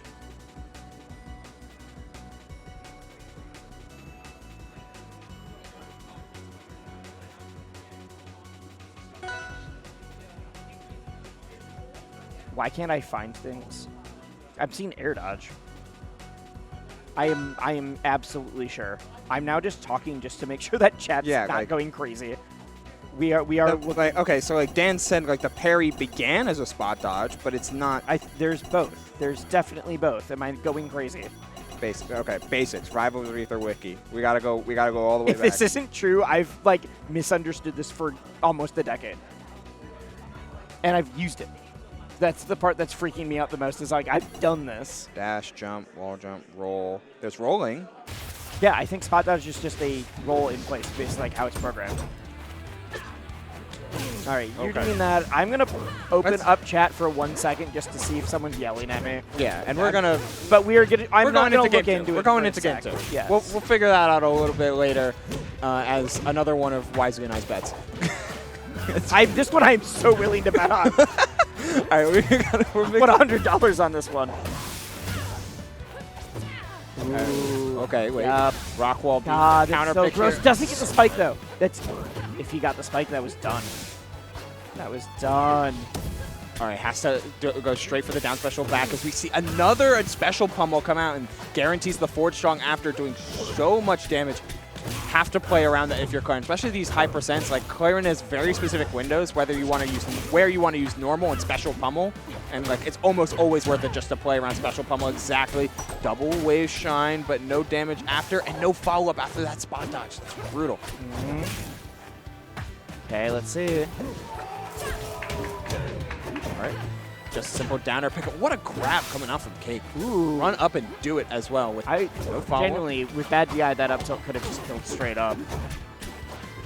Get the slickest of movement, but Boiko stays stagnant, stays firm. The down strong picking up, ending CakeAssault. It's CakeAssault ending Boiko's first stock as he looks to apply yet more pressure on this side platform, looking for yet more. I like the mix-ins of these full hop forward airs, just like ways to stop Boiko from moving for free, and that's generally what most of Zetterburns like forward air and up air kit like feel so good at. On top of of course, his prolific combo game. The backer closes down the stock here, though, wisely, as we bring us to stock number 2 on both sides. Absolutely. Okay, let's see. Oh, no, gets clipped out of the movement. A lot of what Boiko has been excelling at is like, hey, you put yourself just slightly into the corner, and I'm going to take you for a ride now. That's why I really like a lot of these like preemptive full hops that have come out, that have been mixed in on the side of Cake. Like it's about like you're trying to stuff my movement, so I'm going to try and do the same thing back to you. Shine Spike, 1, no 2. Oh, I was wondering if it was too low. That was so close. That was so close. Oh, saw the parry out of shield. Took a gambit on the tech chase though. What a pickup! Oh my God, Boiko fighting back from off stage. Ooh, great job with the regrab too. Is that gonna? No, it doesn't get the sweet spot. But I think that was out of a, that was out of the jump. Or at least out of the down special. Hit the cat. Go out there and do it. It's always worth it to attempt. Full hop empty one. I don't know what it just keeps working. Oh, okay. I was like, what are you laughing at right now? Yes, full hop empty land is it's hilarious to look at, and it just keeps working. Yep. Speaking of hilarious and keeps working, I would love to inform you that I did indeed gaslight myself. I do not know how my brain decided that. Ubo W. But I'm very glad you did not shake on that bet now. You did. I'm popping off. As soon as I saw that, I'm like, oh, I do not know what part of my brain was like, oh yeah, that existed for years apparently. Anyways, it's late. I'm very tired. My brain is now combining 3 games into one. A nice blend, a nice healthy blend. Yep. Oh, no, that pity flip fastball was crazy. Just daring Boiko to hit him and just didn't do it. I will say, my turn here, not the pity flip. Pity flip is a very specific edge cancel scenario where you edge cancel and then are able to use that momentum. Oh, I just call every down B cancel. Yeah, it's a pet peeve of mine. Not for you specifically. Oh, that was so good. I saw the first purple. It happens all the time where the first hit of forward air will purple and the second hit will kill it. But the fact that there was immediately another one following up that was spaced correctly. Yeah. 1, there, 2, and then the next one just 1. Another, and immediately hit falls that to make sure that doesn't happen again. Excellent stuff. All right, enlighten me. What's a pity flip? So the pity flip is you're doing like the edge cancel with the reverse. I'm not amazing at explaining this, but it is a way to you use Zetter's down B cancel. Yeah. And you are going to then edge cancel that so that you can then like loop back around. If you've seen someone like loop around the corner, so you're not going the full distance. You're getting like the shortened distance to loop around like any sort of platform. Okay. Yep. Because it is a like the reverse edge cancel kind of thing. The regular is just down B cancel or down special cancel. Today I learned. Yep. My fault. Anyway, we're seeing said to be fair, matchup. It is much better. Your mistake is a lot more excusable than mine. Hey, it's late. Yeah. Anyway, we're seeing the fleet come out from CakeAssault here. Ooh, early, yeah. The counter pick not working out as well this time around. So while you're still in winners and at least one set to play with, try out the fleet, see how much it can get you, especially since what fleet excels at, first and foremost, is always that edge guarding, which it seems like Cake was just lacking with the Zetterberg. Yeah, this is definitely one of those like, all right, I don't think this is good on paper, but I need to be able to turn something around. Yeah. And whether it is this or it's like I'm taking this knowledge and using it later, that like there's enough things that's like, all right, I'll figure this out. Oh, a huge trade on that up B though. Pivoting and just into jab 1 down to trying to fight back with these backers. I've been really just. What's always impressed me is like Boiko's discipline, right? He'll pick a position that he knows is strong and just like hold it down. Sometimes in the mix between like dash dancing and dash dancing or shielding or short hopping and all that like small movement to slightly reposition. But when he wants to stay in a spot, he absolutely makes sure that you're the one moving around him first and foremost. An unfortunate missed tech there is going to cement the fate of that first stock thanks to an edge hop on the side of CakeAssault. And we are going into stock number 2. Cake with, oh, that's not a lead, but certainly a chance to make it back. Maybe. Oop, all right. All right, we're alive. Any other spot on stage, probably. Good grab. high float there, opportunity. Ooh, and more of the hilt side. Devastating. Yeah, obviously to get the tipper, you got to be able to hit with the tip of the sword. But a lot of the animations, the way she like pulls her sword through, you get this like hilt effect as well. Yeah. You see it on down air, you see it on up air a bit. And those are the type of hitboxes that Boiko loves to abuse. That's a huge pickup, double back air. It turns you around in midair, allowing you to set up combos like that. Yep. I wonder how much of this is like, no, maybe the matchup isn't quite as bad as I thought, and how much is just like, I feel so comfortable with Fleet right now that I can bring this back. But it's not over till it's over. In fact, at this point, it's looking kind of rough. We go back down. The up tilt doesn't quite hit. Saw the DI out, had a little bit of charge. No tipper on the up tilt, which prevented that up strong from connecting. Dashing back and forth, but the intercept. It's always the intercepts in midair that Claren already excels at, and Fleet really hates you when you do it. God, that tornado saved Kate's life there. Ooh, the flat drop. The flat drop Nair setting up a position like this has to play a feint mix-up, though, instead of guaranteeing anything after. Another back air on a tech chase on the platform. Kind of cashing out a little early with that forward strong, though, wisely. All right. Okay. Correct. Ooh, slick. All right, yeah. Because you can just act out of any, like, it's not tourney winner in this game where you can just, you can't do anything. You can act out of tourney winner, which means you can do stuff like that where you waveland up right onto the side plat. Okay. Oh, I think you just got slightly too far. Yeah, just needed to take the up air there. Yeah. Up air or even just like baby dash up strong. There's a few different things you could have done. Oh, the forward throw. Yep. Forward throw, back throw. Yeah. I guess you anticipate back throw into something like hit fall forward air there, and you try to play around it and end up getting caught in the inverse. Yep. And Bbatts, to his credit, has already beaten Lucius, Lunar, Revillo, and Cheesy Potato. But did lose to Switch, who, you know, Tacocat beat on the way here. So in some aspects, Bbatts got to be a little happy that Tacocat's the one he's fighting right now and not Kyle. Still, it's same character. Different flow, different feel, same character. But it feels like Bbatts has played through most of the Maples and Lunar as well. Bbatts is not happy about that. I can believe that. Yep. Oh my lord. God, I'm upset that didn't kill just because it'd be such a sick clip for Billy. The double down air into down strong. Hell, that's still phenomenal damage. Ooh, the get out of dodge with the down special from ground like that. Neat stuff, and playing around Lily this entire time. Choosing not even just to run up and parry it. Wants to kind of leave it out of play and pull things over to the other side of the stage, but... Okay, floats. I doesn't get the, misses the mark though. Big parry. I'm not sure why we opted just to run out, but either way works. Nice mark there, calling out the jump. And that's going to seal the fate of stock number 1. Just being able to apply any amount, being able to apply mark with any amount of consistency is, it changes the game. Yeah. The like, oh, I'm struggling with Maple to like, oh, I'm doing really well with Maple. It's just like, how good are you at hitting mark? Yeah. Not just like in normal setups, but the like people are good at hitting mark on like offstage opponents that are trying to recover. And there's so many different ways that you can. Yeah, being able to mark from cross stage in a moment of neutral changes the dynamic.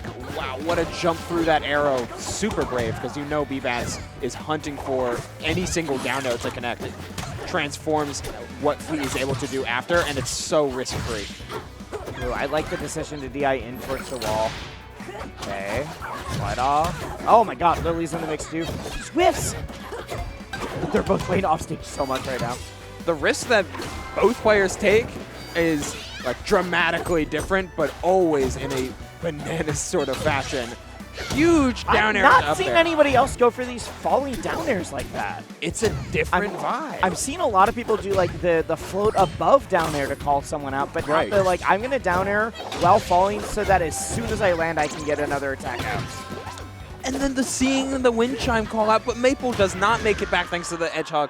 Nice stuff from Bbatts to not only continue to hound, and it's something unique to Fleet. You get to continue to hound that deep below thanks to down air, while also floating by ledge and consistently refreshing the ledge hog. So good. Absolutely. Hey. And then there immediately, there was not a single pause. It was 7:59 and they were both in the air at each other. Bbatts is coming up with plans for edge guard. Oh my god, that hit so far out. That was so far. Holy. It was like the tip of the whip. It feels like Bbatts comes up with like plans of attack when it comes to these like tech chase and down air setups, like with the falling down airs as you mentioned. The plan for Tacocat is attack. Yes. There's a plan of attack and plan attack. Oh, plant a lily in the frames that you get from the wrap and then reset the wrap. All right. Interesting. I wonder if that was supposed to be like a jump down special. Maybe. Maybe, but I don't know what that does to the fleet. I know against fast fallers, the jump down special is able to combo, but against floaties, it's a lot less consistent. And they're both on stage. As quick as a hiccup. We're deep off stage, and now we're back empty land down strong. Entire time before that. Charge is too long. All right, Billy was at kill percent too. Just let it rip. You just take the up strong, take the down strong, take anything. It's free. All right, we're dashing back to ledge, though. The flip is going to get both players back, but the instant ledge drop into back air. As soon as that back air hit, you're done. Yeah, you are out of options already anyways. Nice patience there from Billy, but the second pickup, again, a slight delay, even a slight dash forward into the down strong. I'm surprised by how many of these raw strongs are working. But Tacocat's timing on them is so good. They're like, it's not just the spacing, but it's like, I'm going to wait until right as you start to drop shield again. Like, clearly has a read, like, has the read on, like, all right, this is the pace. What? Why? Okay. Maybe it'd be sick, but maybe. I'm a little confused. But Bbatts is not interested in playing that mix-up. Especially since a lot of the time, Bbatts' options out of shield hasn't always... Whoa, that huge forward there. Can we finish his edge guard? We can at least get more damage off of it, instantly equalizing the percent and dashing back forward. Oh my lord. That's what you get. Okay. This. Oh, not quite yet. All that off of a downward dash, even on a floaty. Thanks to Rockwall having such accessible platforms, you can convert any launching hit into something more. Why are you... What? That's a wrap. Tacocat, okay, for those who don't know, Tacocat's like entire like high school friend group is the people that are behind us. That's awesome. They've been yelling that this is team hard work versus team generational talent, and that Tacocat just works so much harder than everyone else. Yeah, it's so fun. He's putting in extra amounts of effort while he's playing, but as soon as he gets off stream, it's like your character's broken. Yeah. It's awesome. To touch on the game a little bit, because I know that's what we're paid to do, is I've been enjoying Tacocat very specifically calling out things like Bbatts' specific timings out of shield, because we're watching Bbatts be one of the few players that consistently uses wave dash out of shield, which for Maple is so seamless to cover.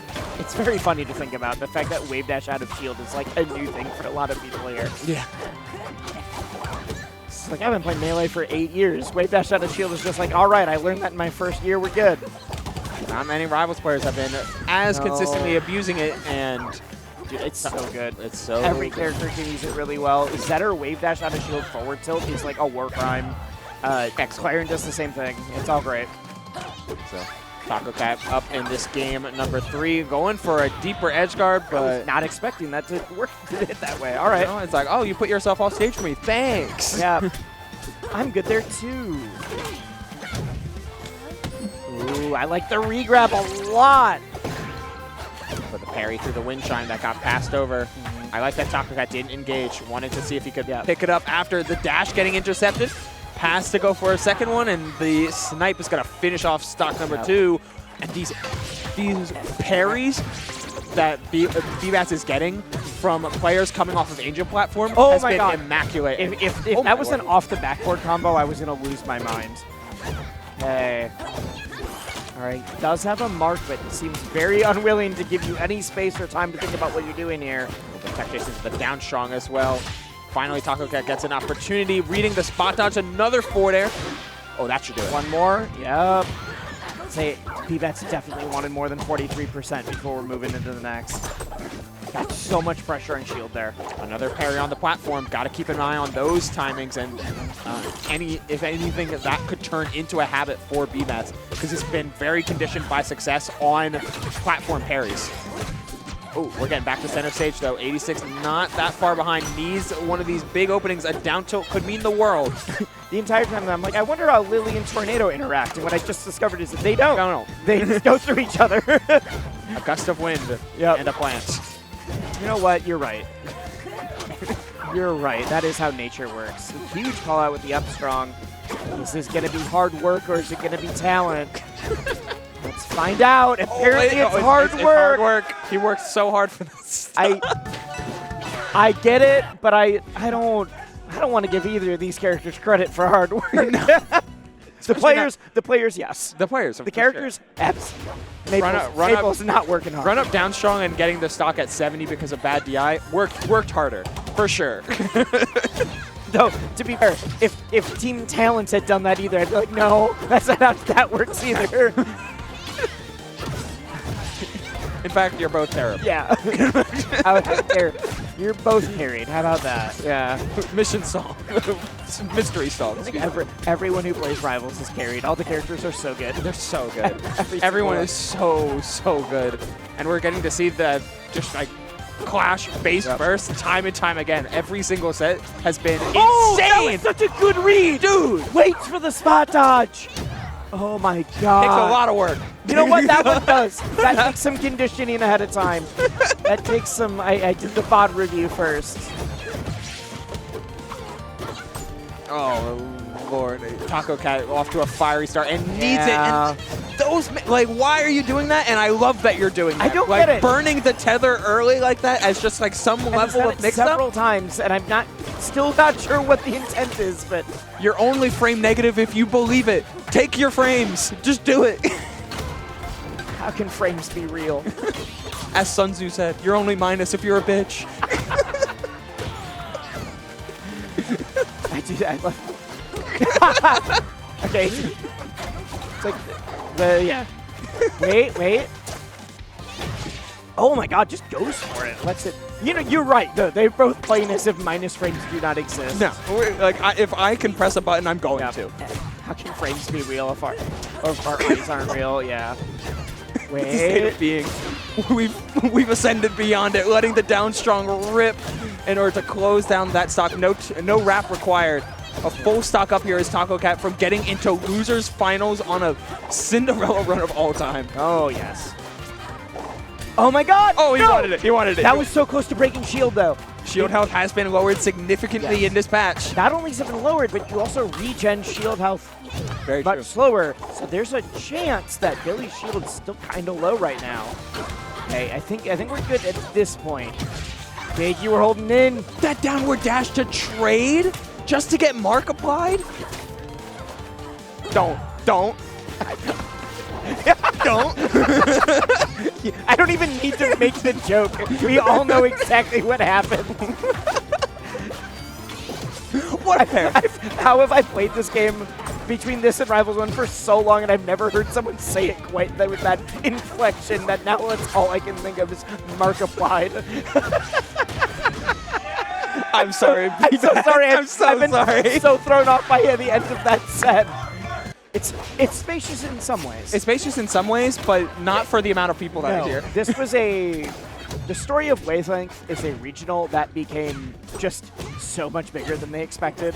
And that's awesome. Yeah, it's really fun. There's a reason, though, each tournament has, like, little over 100 people, but also, like, I don't think Melee was over 250. There's 600 people here total, but also, despite that, it's like, yeah, but, like, only 2 players in the top 15 for Melee aren't here, or only, like, it in some ways, we're missing a lot of some Rivals names, but also, like, still an incredibly stacked event. Yeah. It's a absolute peak performance type of tournament of just everybody coming out in full force, including for Rivals players. Like some of the best Rivals and Rivals 2 players are Rivals of Aether 2 players are right here in attendance and playing right through it. Of course, CakeAssault and Tacocat for the losers finals. Winner gets to challenge Boiko Yeah. Cake already off to a good start in terms of a stock lead, but Tacocat really the one in control right now. For the pacing, yeah. Got the stock lead, but like 136 has only taken 13%. I mean, it's a Fleet classic, right? Like, oh yeah, I lost neutral on stage a bunch, but then I got one edge guard and ended your stock at like 50. Yes. Yep. Speaking of edge guards, absolutely like this. Almost fully like that. Still, we've seen a lot of the tethers to continue combos. We're not seeing a ton of them fail yet. At least the ones that are up top. We've seen a lot like off to the side. Yeah. Okay. How are we getting back? Just tether. Oh, you do get a mix up on like where you appear there. So yes. Kind of. We talked about how you're very minus, but you can choose what side you're appearing on, and that was the like mix up that you play in that kind of situation. Yeah, and unfortunately for Fleet, she does not have a strong that hits all three at once, like a character like Crag does, where you just have to time it. Yep. I think that's why Cake suddenly jumped into the air to be like, well, if I can force something here, but it didn't quite work out. Grabs ledge, rolls up. Honestly, suddenly not taking any percent. Oh, okay. If Tacocat can get this before like 50%, I think that's where you're like, I'm still in this. I've still got some gas in the tank. Getting to 50 is the trick, though. Is the hard part. Is staying below not 50. Getting to 50. Not getting to 50. Staying below 50 is the hard part because Cake is just nickel and diming his way through thanks to some cheeky nairs, some back airs, and good patience and shield. Hey, 49% is lower than 50. We're still there. Still there. All right, never mind. It's over. It's impossible now. Fighting games are a binary. Okay. Ooh, that was gross, but we still make it back. Tries to force it again, but good awareness on the side of Tacocat to go for the above angle instead. It has like not been touched. This is the first neutral opening that it feels like Tacocat got. Huh. We went from team hard work to yelling, lock in, what are you doing? Yeah, team lock in. Yeah. And Cake is having a great time. Yeah. To be clear, the people that are behind cheering for their boy Tacocat are also like very willing to heckle their friend. It's like, why on earth did you do that? Let's make fun of you now. And it's fantastic. Game one going very heavily in the favor of CakeAssault. Always the wall. Ooh, we're getting a character swap. Zetterburn trying to prep it, maybe get a little bit more warm, and I honestly could see it. I honestly could see it being prepped, or just the like, Fleet was be feeling a little weird. I'm just gonna play Zetter, keep it simple. I mean, this Zetter so far has been Shinedowner. I do think that Fleet has a hard time just hitting Maple. Maple low profiles a lot of what Fleet does. Yes. So it's the like, I just want to use all of my kit, actually. I don't have to think quite as much about where these works and where it doesn't. Yeah, there's a big difference when a character like Zetter has to resort to using down tilt and forward tilt, and when a character like Fleet has to. Like, down tilt and forward tilt are just kind of part of Zetterburn's kit. Forward tilt for Fleet is like, oh man, do I have to? Like, that's not what I want to do, but it's what I can do what I have to. Still, this Zetter off to a pretty solid start, mixing in plenty of these generally larger hitboxes, forcing Tacocat to play a very different style of game. And that was really smart, actually, the jump above. Because, I mean, with the new shield health, there's a lot of characters where if they get a fully charged strong, that can just take your shield at full. Yeah. As long as you were holding shield the entire time they were charging, too. Yeah. Obviously, locks and, the heavy hitters are going to do a bit more, but we've all seen it. Why? There's a few times where I mean, I still feel like I saw more from some other people, but Cake is just going for some of these forward shots instead of the up. But that was more of a problem from Switch, honestly. Yeah, Switch had been a lot on his on the tech chasing game with that forward strong. Meanwhile, Cake has been shown to mix in both confirms and tech chases. Like a little bit of a different Zetterburn. Oh yeah, walk slowly, seeing how far you can get, just and run up down strong. Crouch, look at him, and then run up down strong. It's pretty Every day I'm just confused that more people don't complain about Zetter down strong. It's probably because it's the same as it was in Rivals. Yeah, 1. Why don't we complain about it in Rivals 1 more too? Don't. It's such a good move. Don't sleep on the high level strategy of spot dodge down strong. spot down strong, run up down strong, parry down. Neutral tap down strong. Sometimes just raw down strong. Just down strong. Oh, fireball into okay. Okay. Why not? Sure. Zetterburn is Ooh, I like that. free-forming a little bit here. Oh, and this is going to be There we go.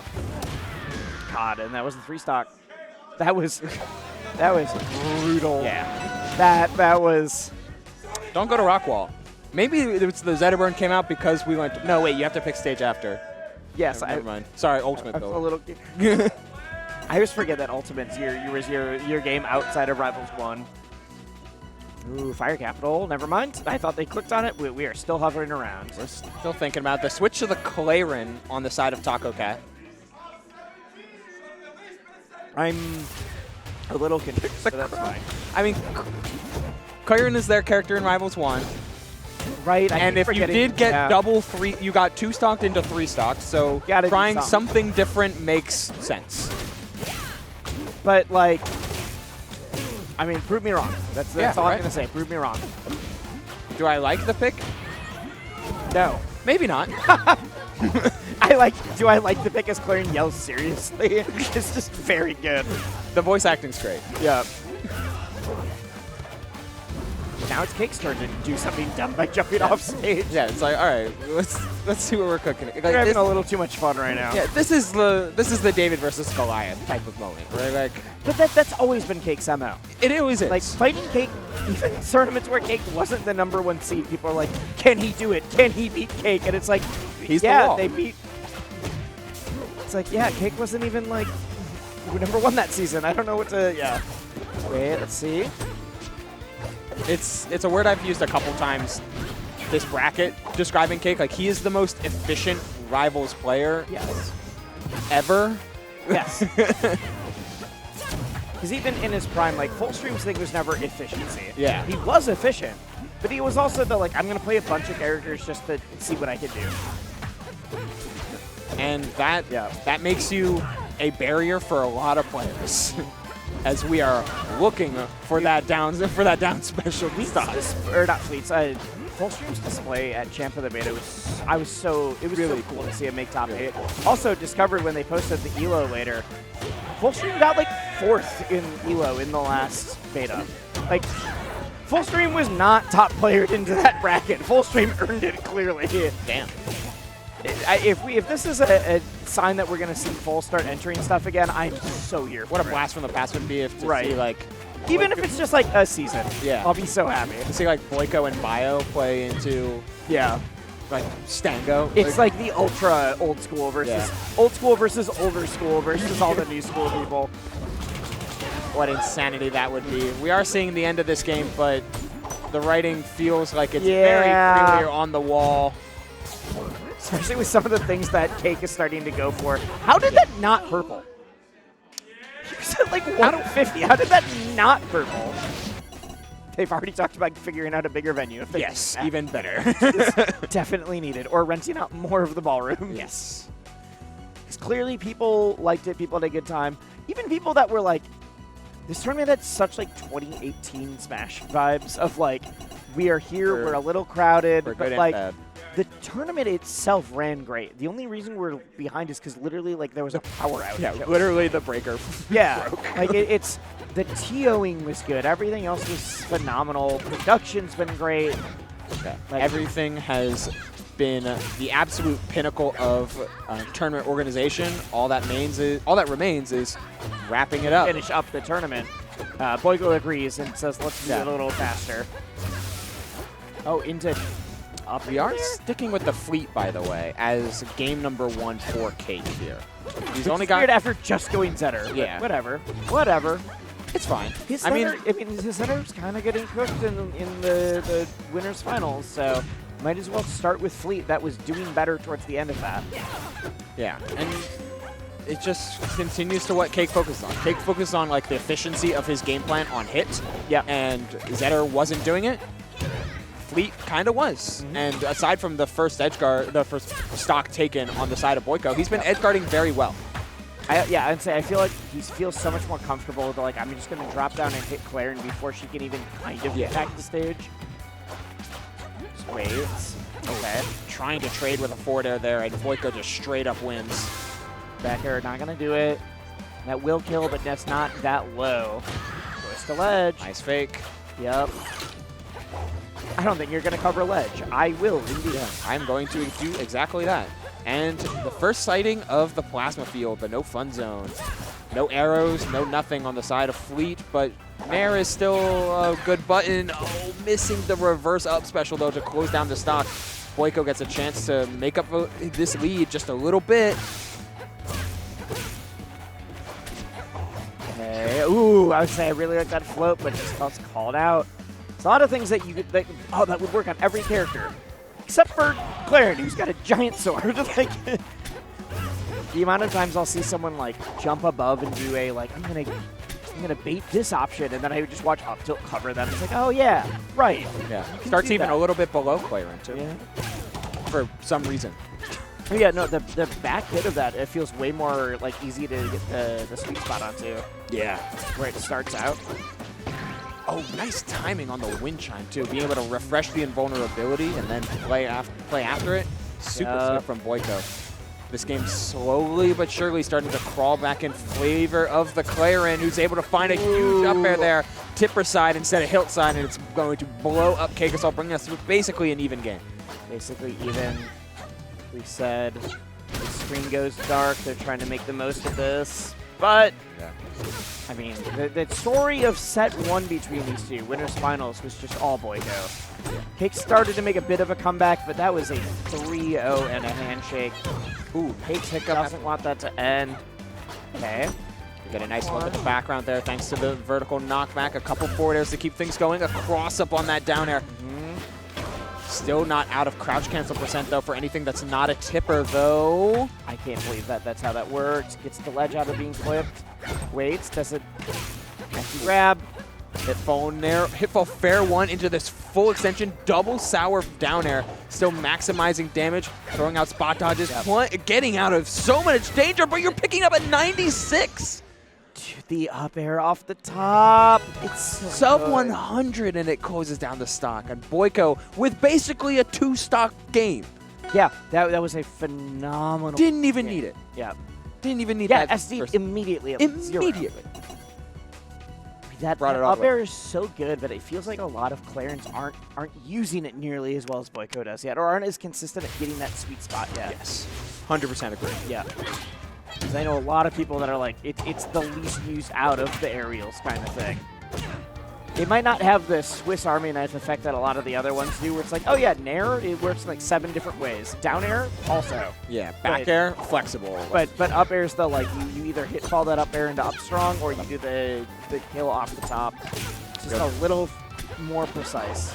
Been loving the float into Wavelength type of flexibility that we're seeing on using the swing-like platform here in Hyperion Forest. Yeah. CakeAssault desperately needing stock-taking power in a matchup like this, and the edge guards just have been there in attempt, but not been as much there in their potency, especially late in that game number 1, as Boiko yet again makes it back and turns it into value. Yeah, it's not just the getting back, but it's the like, all right, my turn. Yeah. Yep, I can either reverse this or I can get something else. And so Cake, whenever Cake or any of his other opponents have missed any of those edge guards, it's the like, I'm turning this to minimum 50 extra percent, if not, you're dead now. Back throw, DI is going to get around the forward strong that came out 120%, and the Nair was correct, but just fast fell a little bit too far. Did Boiko playing around it as much as possible. He wanted the... Ooh! Gross. I would say I think Cake wanted to get the sweet spot on that. Just went a little too low, or too high. Didn't get to the ledge and then immediately dies for trouble. Both of them spot dodge. Yeah, excuse me. My turn. Your turn. Our turn. Oh, fast falling again, right past that bow. I Taking think it back.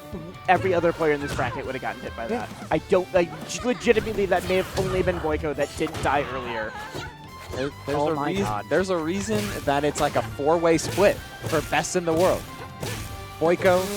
I'll argue that. Three-way? I think there's a 4-way split for number 2 in the world. I think Marlon's just number 1. Oh, I right. think Marlon is definitely just number Sorry. 1. No, you're right. No. Four-way split for number 2. I do though think there's a few other people that said out of the people that it could even make Marlon bleed right now, Boiko is in that list. Yes, for Yes. sure, for sure. There's like 2 people Assuming that he doesn't SD again. right. There's like 2 people right now that could even threaten Marlon, and Boiko is on that very small list. Yes. Can absolutely agree with that one. We are going to a last stock game number 2 here because Boiko decided he really liked the Etherean Forest. I like this, but I like it more when it's red. So, 1 sec. But the dogs come out. I'll be right back. Oh, they're just cute little puppies. Yeah. Cute little puppy dogs. Love me some Sylvanas. They're not terrifying in any sort of way. No, they're fine. Look at them. They're happy. This is one of those things that, like, if I was like a 7-year-old, I'd be like, ooh, this could be, oh my god, I was not ready for that. The wind chime follow-up was absolutely I was there. not ready. No. I'm making a joke about the plants in the back, and suddenly we're just dead. We went from, like, 30% to me being like, all right, I got a little bit of time to like, oh, no, stock's Nope, gone. they're gone. It's what you've been talking about, though. Cakes are, like, understanding of, like, here's the out that I'm playing to of, like, if I hit this, I know exactly how to kill. Is so, so good. Yeah, we saw the switch as well come in from Cake. Wins the game with Fleet, pivots off, goes to the Zetterburn. Maybe it's that I won that, but that was way harder than it should have been, especially considering the Boiko SDs like that. Yeah, they're not ideal. I mean, here, this is going to start at about 60. We get the one Yeah. throw, The back and throw I was would- like, oh, yeah, whatever. The wind chime immediate into down air. The back throw is Yep. the only throw now that sets up wind chime, and it can create Without, situations like that. Without special pummel, that's the only way that you're going to Yeah. do it. It's the only throw, yeah. Yeah. So 1-1 here, but it's understandable why Cake swapped. I mean, Boiko has been playing with 2 stocks for 2 games. Yes, and still won And- one and- and then brought the other one to the edge. Yes. So Yep, I get it. we're gonna get off the Zetterburn. Normally, I'm not Get a over fan it, of the though. people that are like, I'm going to switch a lot, or I won one and then left. And instead, it was just like, oh, no, I get why you won that and still swapped. Yeah. God, it's just like watching Marth down tilt Fox in Melee. If I close my eyes, we're back. We're back, baby. Nothing Yep. changed at all. Though, like, yes, Zetter is definitely nothing like Fox, No. but man, watching a clone just down tilt Zetter for a while, it's like, okay, in a few ways. It's kind of like that. Kyron is also very little like Marth. Yeah. But The archetypes for both of them are there, and the rest of the game plan is not. Okay. I love that jump there, though, from Boiko, because he's anticipating that CakeAssault doesn't want to play the tech chase, so he's going to jump away from it, and I'm going to catch that. But instead, that just relinquished all of the control that Boiko had and turned into the Zetterburn. Oh, that was fire such a pile. good ledge grab. Wow, that was so brave to go back to ledge. That drift was so good. The forward strong wall tech shields the down special. No cancel, nothing needed. Honestly, despite that, I really like the decision to go for the down special there. I agree, think I agree. so many people would have missed the tech that like they wouldn't have been ready to shield fast enough. Oh, the roll away, the spot dodge through that forward strong, perfectly spaced too, yet we're challenging. Hey, you're calling out spot dodges, I can do it too. Not gonna kill yet. A lot of other characters, but we gotta. Oh, but we ride the stage Boy and on get her. back, and Yeah, there's there the we go. forward throw, forward strong. There we go. Ending out stock number 1. The Omsa tech was crazy. Sweet spot forward air. We're not making it back, though, thanks to the Edgehog on the side of CakeAssault, and we're bringing it to 2 stocks apiece. Does Boiko SD? Vote on your phones now. I'm gonna say no. I'm going to hope But no. clearly I've been all mixed up today, so. Okay. Edgehogging, but we're wall jump back air straight back. It ignites and converts Still into going, it's full. still going. Has not landed yet. Oh, close. Wow. Again, the drift back to ledges are phenomenal. And a lot of other characters that say like, oh, just cover ledge more. Clarion can just kind of be like, I see that you're on stage. Time to do this. Or if you go to ledge, Clarion can be like, yep, time to go high. Shine up strong. Will eat everyone alive, though. I do not care who you are or what character you're playing. Oh, yeah. That was a swift shine up strong as well. Not letting any sort of DI affect that. Yeah. Just taking the immediate up strong. It's true. If you have, especially from new players, I've heard people that are like, center feels great, but I'm really struggling to confirm like kills at certain percents. It's shine. The answer is probably Shine. do shine into up strong, shine into down strong, shine into forward air. Like the world's your oyster. shine into something will probably work at the percent you're looking at. Yeah, we've talked about some moves that are the like imagination, and that's one of them. Good nair from ledge. Yeah, the nair from ledge should cover basically any sort of option that Cake was going for. I don't know if there was any angles that would have gotten away. Special pummel break. Oh, shine into grab there that time. Not going to get clipped as we see the ledge dash. Oh, wait. Tilt. Oh, my we're God. starting 35, to 40. Okay. Getting to 50 just in the nick of time. 51% after the ignite runs away. The problem is this has been Boiko's playground. As soon as that Cake's off stage, if he's able to do this before he takes more damage. That forward air was so close. But instead Huge tech. Huge tech. And I think that's it. We're turning He's that able into to something confirm. big. No, not yet. Yet the There down we tilt go. pickup on the landing was exactly what he needed. Wow.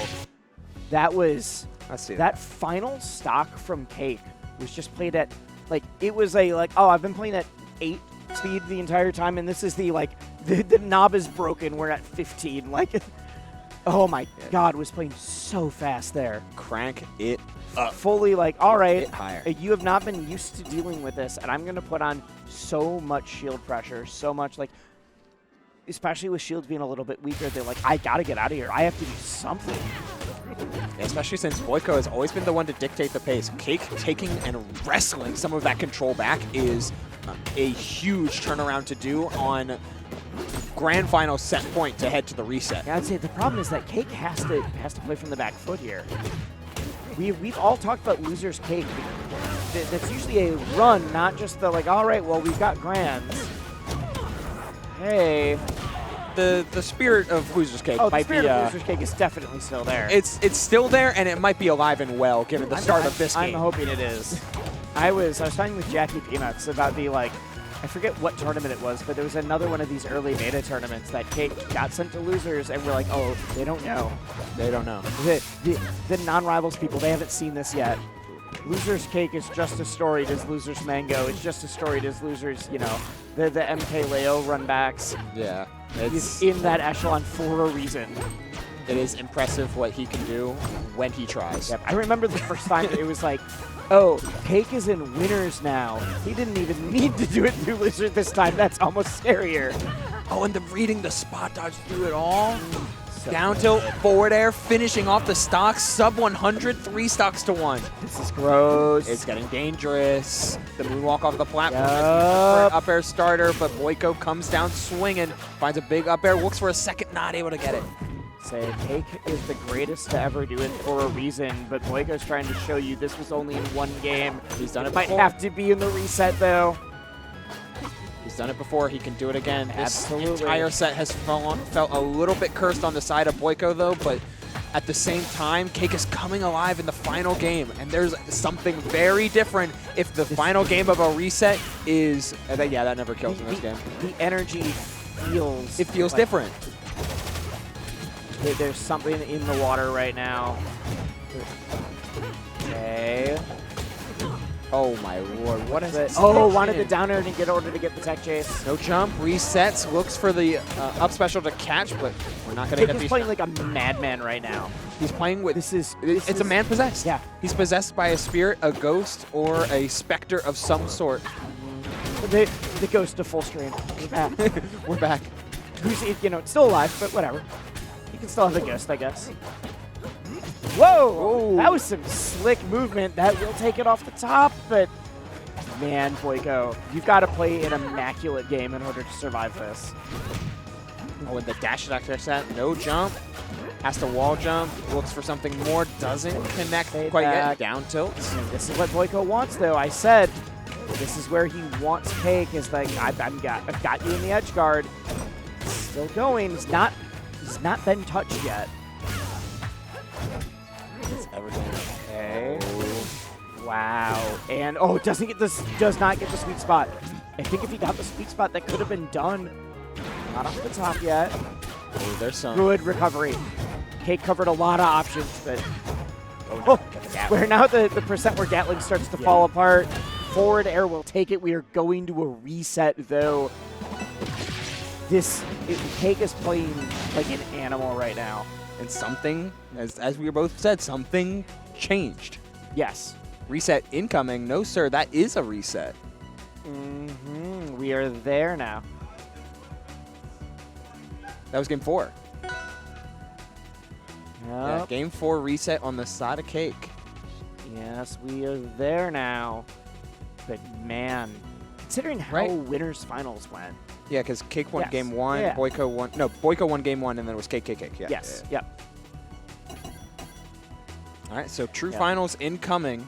Yeah. CakeAssault and Boiko, they do it. We also could have just, looked at the other screen that we have that chat can't see, but Yes. Also that. Yep.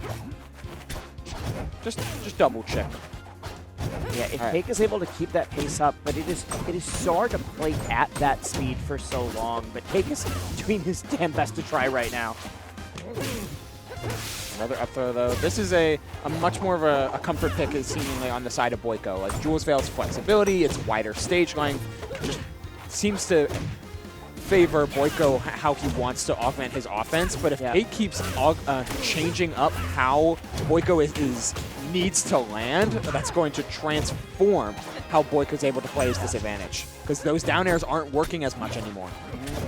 Say on some aspects, I feel like this stage is decent for Claire because you kind of get the FD equivalent at some spots, but it helps the recovery it's not too. quite as strong as it is with Marth. But also, the combo game that Cake has proven is capable of, I'm scared of him no matter what stage he's at. That actually is a shockingly good option against Zetter. Especially. Against Zetter specifically, because there's spots where he's like, I literally can't avoid this. Yeah. My recovery's too linear. You have to go for some absolutely ridiculous upward angle that any puts player you in a can weird punish. spot. Yeah. I mean, that's the reason he went high there. Gets the grab out of the empty movement. Yeah, those platforms are typically very beneficial, but they're leaving. Oh, they're leaving at just the wrong time, yet Boiko slips right into ledge. Okay. The heat's rising. We've got that internal temperature up, and with the ignite. Wow, out of the edge cancel too. Wasn't quite the pity, because that's the the B reverse, so you end up facing the same direction out of it. But oh, the up strong whiff, not able to finish off the food, and that's just going to be a simple down air finish on the side of Boiko, taking the first stock of the grand finals reset. Honestly, I would say that felt like it was because Cake missed, not because Boiko forced the error. But you take unforced errors. Oh yeah, we absolutely do. Boiko's an experienced veteran in the battles of fields. So the spot here out. Up air as a cross-up punish. It's just as a cross-up option rather. Didn't get too much out of it quite yet. We're still in that scramble state where crouch cancel's on the line at this point. Needed something big to break things out of it, and Boiko's going to find a few up airs and a forward strong to break CakeAssault out of crouch cancel %. Now the world's oyster. Platform kind of got in the mix there. I love the turnaround there. Oops. Starting to blend it in. Whoa. What an onset tech. Absolutely. I'm glad it works correctly now, too. Me too. It's very jarring to see someone's tag and just stop moving immediately. Okay. Ooh, Nair's mixing it a little bit more. Big parry. Good parry. I'm going to drop shield and do this quick because you're putting on the pressure, and I need an option that'll deal with this right now. Even just the option to make you a little bit more scared to push buttons on my shield. Right. If I can make Cake think about this first. It's almost why I like earlier Cake implemented some more Nair into shield pressure just to try and change up the timings of any reverse out of shield options Boiko likes to do. The ignited down strong. How many spot dodges is that? All right. Enough. Enough of them. Okay. Little surprised we just went for the forward strong to send off stage instead of a longer, guaranteed damage. But either way, wanted the tech roll out, but Boiko didn't give it to him, and the jump through the platform is going to net a little bit of damage. One shine, no two.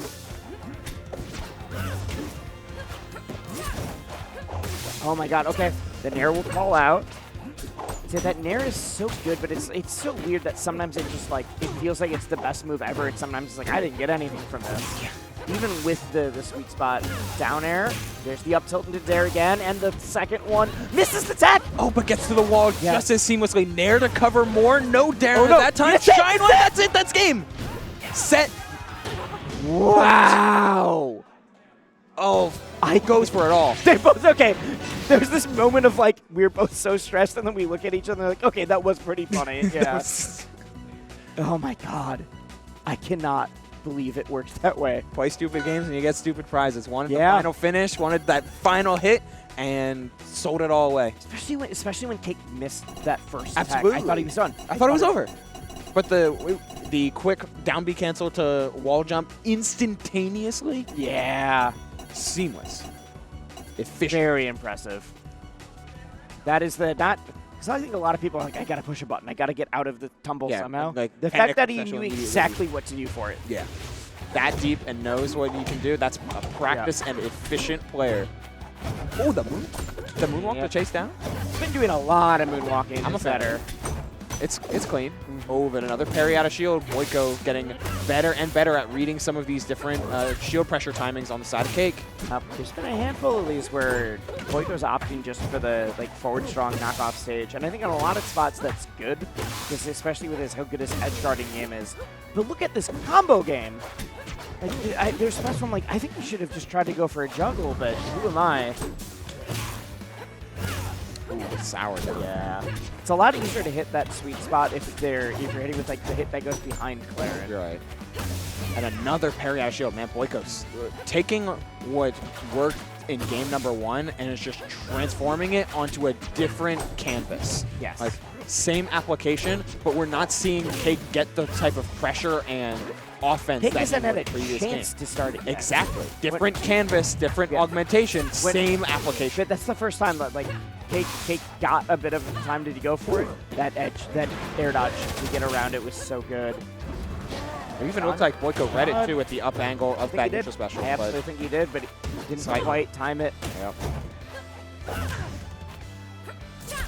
Okay. Got to platform. Only took an up air there. Ooh, man. Both of them love reading each other's spot dodges. Yes. Oh, even better if you get to read that parry. The down strong Yeah. doesn't close down the stock though. What's funny is, like we said, a lot of people, especially in like low level, they only shield or parry, and you're not seeing any spot dodges. And so the fact that not only are we seeing good spot dodges, but we're now at the next level of like, I'm now reading, like, you like the spot dodge, I'm gonna call this out. You're right. It's the next spot. Well, not that a spot dodge read is like crazy in any other game, but we're already playing several levels above the rest of the competition. Yeah, mixing in the difference between the spot dodge and the parry, however slightly, but Spot dodge, parry, and shield all have different timings, and they all have different options that they win and lose to. and it creates a RPS effect as opposed to on top of things like roll or jump. Like it's Yeah, we're not even including the rest of that. Hey.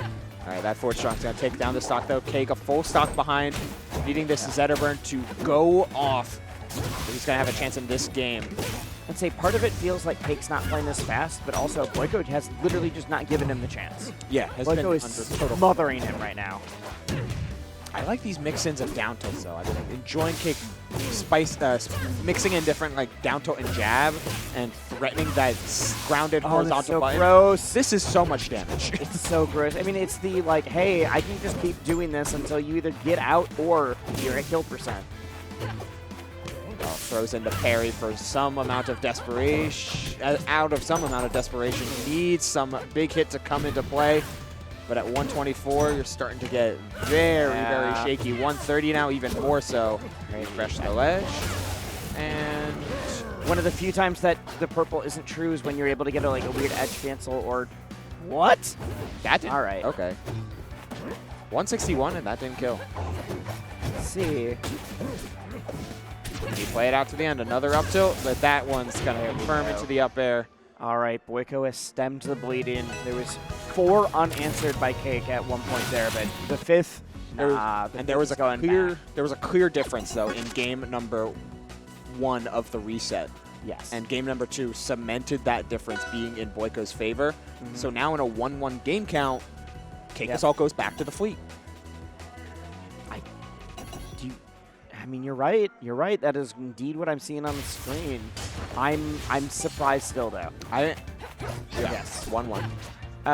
The fact that, like, it was close enough, but do you think he's just doing this because of the, I need a momentum shift, not a, this is winning or losing. It's just the, I need to change something up to make Boiko have to think about this again. Yeah, I think in part, Cake is trying to flex a very specific strength that he has over Boiko, which having 2 tournament proficient characters. Yes.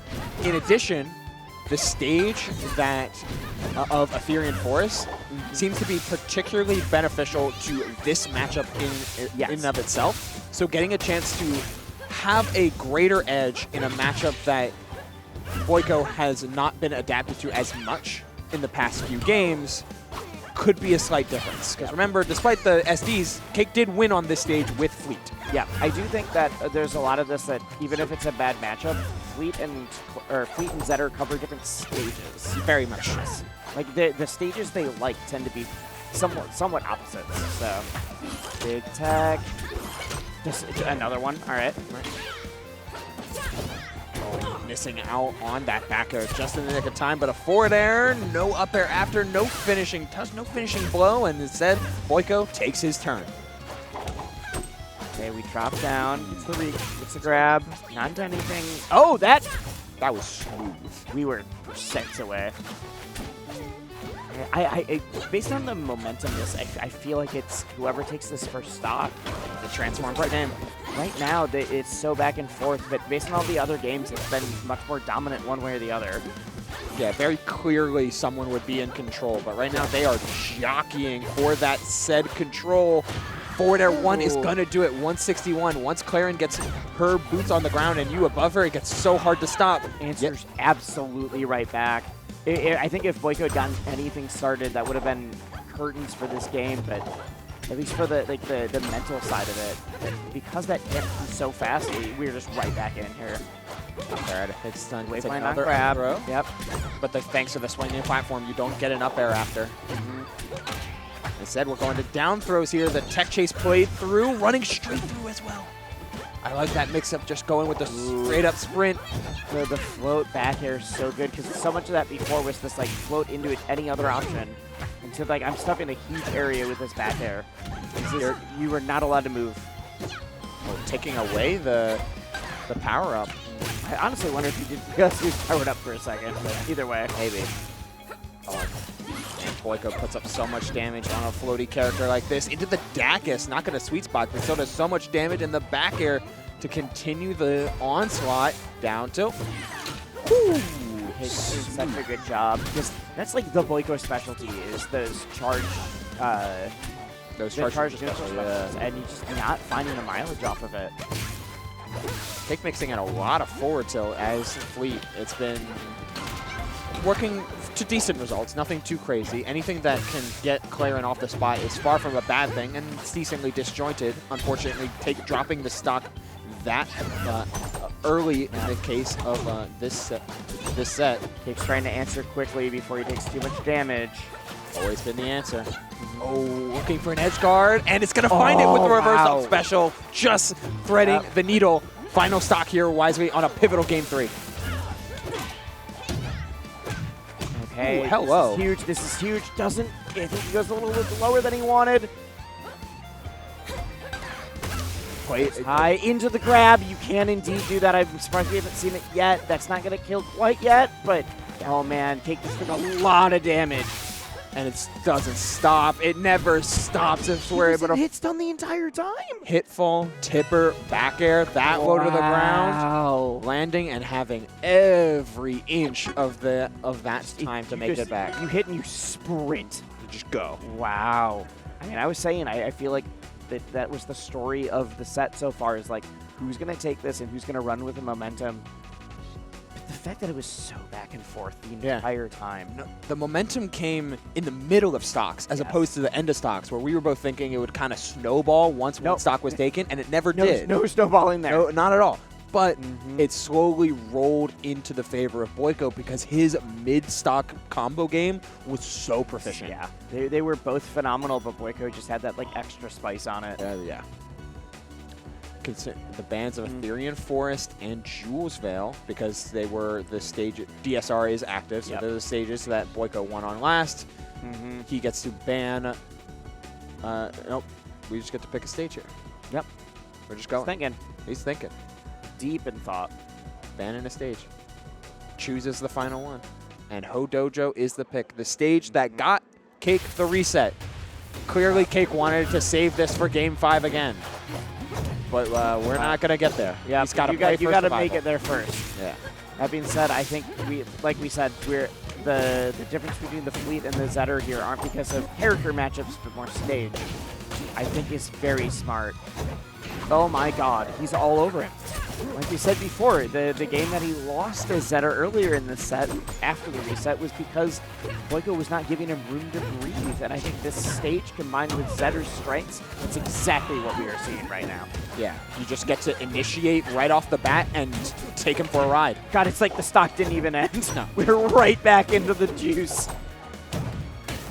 This still feels like a continuation of the first stock. Right into the soup. The lion has not calmed down.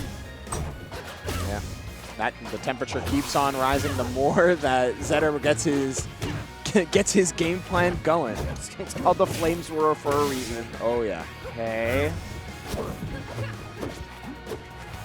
The movement from these two is phenomenal. Oh my. Especially like the Cake is at home with this plat drop movement. Nice double parry. They both run up and are looking for an offensive and defensive parry at the same time.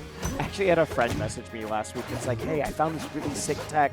Turns out if you run off a plat and drop faster, you keep your momentum up. Like, I hate to tell you this, but we've known about that for a very long time. Yeah. The fact that you did find it independently is very cool. That is the impressive thing. You found it independently, but no, plat drop's been in. It's very good. Yeah. I'm very bad at using it. Oh, no tipper on that up air.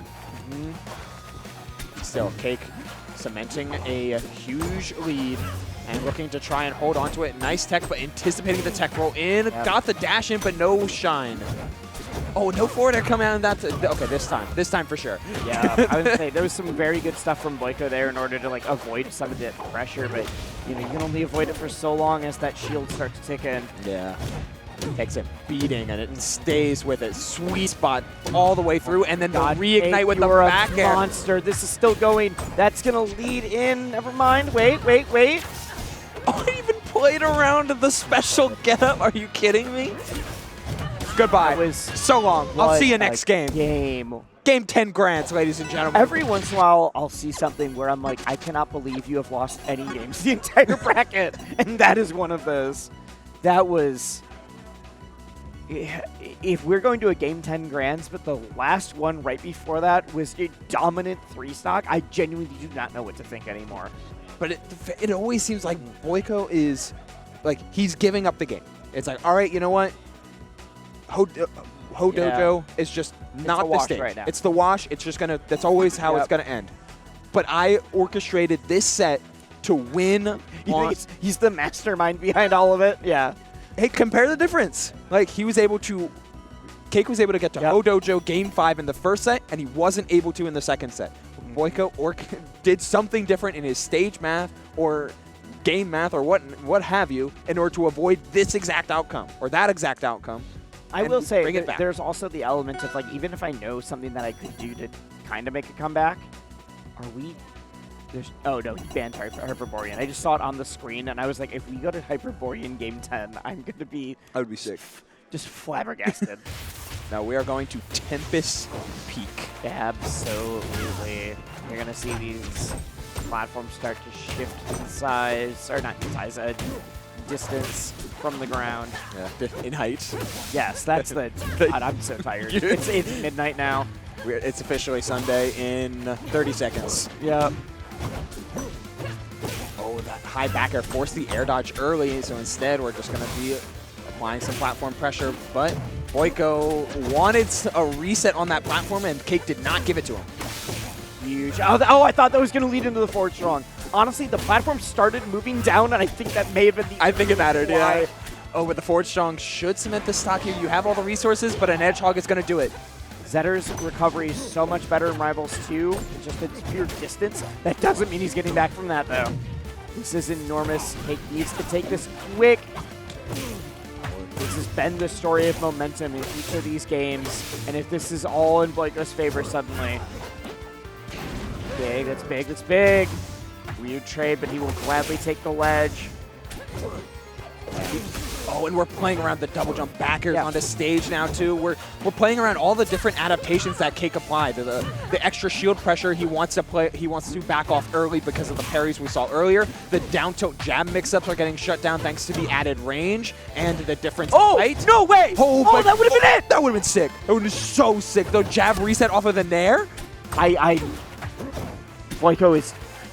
That is the pick a god and pray moment of like, I hope he messes this up. And luckily, whether it be platform or slight tech error, that is exactly what happened. Hello? Hey, sometimes you gotta bring in some wisely gameplay, which is just really bad down Bs sometimes. All right, cements it. Very high percent for Cake, but let's see. Well, Cake and his commentator combos finished off grand finals. Hey, the down special is it's a surprise. Sometimes you get that big burst movement when it hits real hard. But a surprise tool that may help out later, but the grab on the plat drop there from Boiko cements at least one forward strong. We're not too far behind though. Zetter can explode in a moment's notice, but another forward strong comes down. No tipper means no stock, but the tipper finds its way to take the second stock from CakeAssault. Survival stock on the side of Cake. Tournament winning stock right here. We are at a safe percent, but we have seen Cake just delete stocks. Playing fast, playing around the parry. Yeah, so smart. He's not been touched yet. He's still at 0%. Oh, that's hello! Wow, group phenomenal DI. The high ceilings on Tempest Peak are playing in just in the nick of time. Dash Cake attacks. still hasn't gotten touched on this stock. That is the first. That is literally only 1%. Yeah. There we go. There we go. Boiko. Yeah. Cashing out, getting to the platform, and playing off of it, doing what he does best and taking over a small amount of space in the down air, but no tipper, no spike. I honestly thought there was a chance we were going to get that side B, but it wasn't going to kill yet. Oh no! The forward strong miss. He did it the wrong way instead of just taking the down strong. Hey.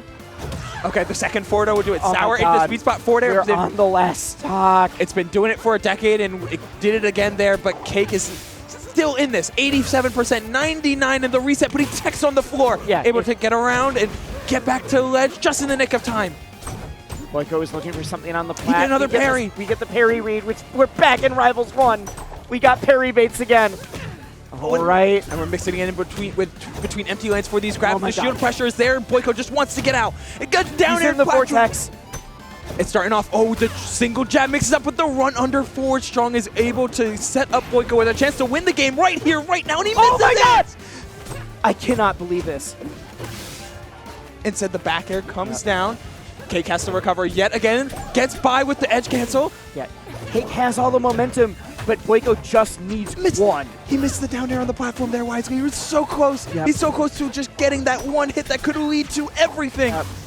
Boiko just needs the one hit where Cake has to make it happen, but Cake is in control this entire final stock. Back throw, and that forward air will do one. it! He hit fall successfully, and he wins Wavelength 2024. After a fiery comeback attempt, it is Boiko that takes the W and the game 10 grands. What a finish. We saw so many times as well where that forward air, the not hit falling the first hit meant that we saw purple and then the second hit took it away, and the final one knew exactly what to do. Raise the trophy proud. Yeah. Boiko's won some big events, and now you got to say you took one over Cake. That is something to put on the mantle for later. That's a